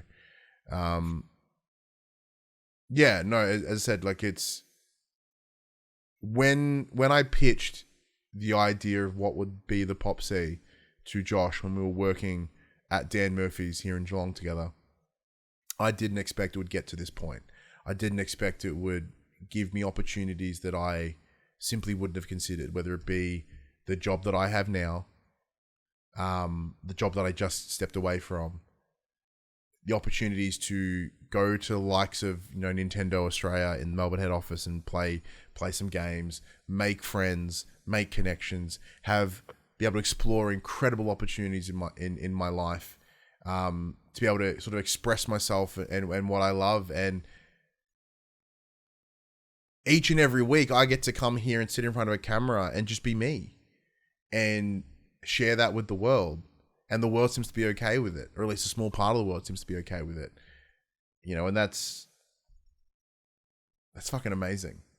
How many people can get to do that? And like, you know, that's the thing as well. Like, you guys have seen in the last 9 years, or even the last 300 episodes, like a staggering amount of changes in our lives, in my life. You know, like I was, you know, PopC, like my son wasn't born when I started. You know, so I got to talk about being a father and talking about, you know, how I had a really fucking huge mental breakdown once my son was born. You know, and then I got to talk about sort of those struggles, and you got to sort of see me go through all these things. And even in the last 2 years, like with this show, you saw what happened when my marriage fell apart, and you saw what happened when I picked myself up. You saw me with my ADHD diagnosis. You saw me where I am now, and hopefully the better position, the better person that I'm seeking to be. And you know, I got to do my weight loss journey with this show as well. So you got to see me fundamentally change my life and my body. You know, I guess for many people, this is just a show that we pump out every week. But in a lot of ways, it means a lot more to me. It's something greater than I ever thought I could achieve or do, or, you know, all paths that I never thought would come ahead of me. So yeah, and I'm very appreciative and very reflective on what we do. And it's fun to be one of the 3, maybe 4 PlayStation podcasts made in this country. It's a pretty cool title to have. And I love doing it. To this day, each week, I love fucking doing it. So, yeah. Thank you, everyone. You're too sick and tired to fucking say something nice, I'm sure. And I think I'm too bloody sick to say the outro. No, I mean, you know, similar to your sentiments, this is. I'm pretty sure I was kidless when I started doing. You were kidless when we started this. So, you know, I've got one now, one more on the way. Been a crazy. You're in your own house that you own. Yeah, I'm in my own house now. Finally got rid of those fucking shitty curtains in my backdrop. Mm-hmm. It's been a hell of a ride. Yeah. Hopefully many more to come. Oh, we ain't done yet. We ain't done yet because I don't want to pay for games again. So that's thing one. No, I'm just kidding. And I enjoy doing it. And look, you know, PAX is around the corner. We've got confirmations that our passes will be there. So we'll most definitely be over there PAX weekend. Max, maybe not so much because I think your kid's due around then, and so is your wedding. Like your wedding anniversary, you've skipped the last couple of years. Wedding anniversary is at the end of October. It was Padge who was supposed to. That's right. Padge was dodging out on his wedding anniversary. Yeah, Padge dodged out on his. But didn't your mum say she'd be like, yeah, I'll come down and look after the kids. You can go play your games. Yeah, Mum totally said that she'd come down. Because she'd be down anyway for birth of child number 2. So. Yeah. And look, she's comfortable enough to walk around fucking butt-ass naked in the back of our live streams. I'm sure she can look after your kid. That's maybe fine. I can do a Friday. I'll come for the press morning. Yeah, come for the press hour, then bugger off. I'll do the tour and be like, nah. See you later. Should be exciting. Hopefully we can... I came, I went, I toured. Yeah. See you later. It'd be cool to sort of obviously meet some more people and stuff as well. But yeah. But yeah, and of course, yeah, that goes out to you as well, man. Big thank you to you, because I said when Josh stepped away, I thought the show was going to be done. I was like, I didn't know what, you know, I was like, fuck, what the fuck am I going to do? Like, this show was built on Josh and my dynamic, and what we had built and created. Yeah. And then you just coming in and like slipping in like perfectly fine, and then, and I've talked about this 1,000 times, but even like watching you grow as a podcaster, as a reviewer, like how you communicate and how you express your thoughts and opinions on games has only gotten staggeringly better. Even so much so that, as we discussed, I remember when you got your first fucking guest gig, when you're like, hey, the guys from News Reviews asked me to come and do their show. I was like, fucking A. Like, that's incredible. I love going and playing with those guys. They're good fun. Yeah, it's cool. It's fucking... It's been good fun. I've had a few opportunities. I got to do some review discussions over with Page and some of the people that he works with, and yeah, this has given me a lot of good opportunities, and I've met some absolutely awesome people from doing this show. Did you ever think this would be something that I would never have met otherwise? No, I don't think this is something that I ever thought I would do. But super glad that I got the opportunity to do so. So shout out to Josh for bailing, I guess. Yeah. Thanks, Josh. I guess. Beautiful. All right, let's wrap this up because this is like a 2-hour episode. This bitch is long. Yeah. Oh, I know. It's all right. Well, everyone, as you all know, you've heard me say it like 150 plus times. This PlayStation conversation happens every Monday morning at 8 a.m. on podcast services, including Apple Podcasts and Spotify, and 9 a.m. on those YouTubes. But if you'd like to take part in future conversations with us, come check out our socials: Facebook, Discord, Instagram, Twitter. All of those links can be found in the description below. If you want to join the conversation as it happens, head over to twitch.tv/thepopculturist, where you can watch us record this show live, where you can jump in the chat and become part of the show. If you want to support the show, you can. Tell your friends, tell your family about this PlayStation Pod. If you are listening on podcast services, be sure to give us a 5-star rating and a written review. If you're going to watch us on YouTube, be sure to like, subscribe, or comment below. I endeavor to answer every single comment. If you want to support us financially, you can at patreon.com/thepopculturist, as well as our merchandise store, popculture.com/shop, where you can buy shirts and other assorted shit with our logos on it. But until next week, I'm Ryan Betson. I'm Max Cooper. And that was For the Players. And for y'all. For y'all, the players. That's how I get around it. I'll rebrand it.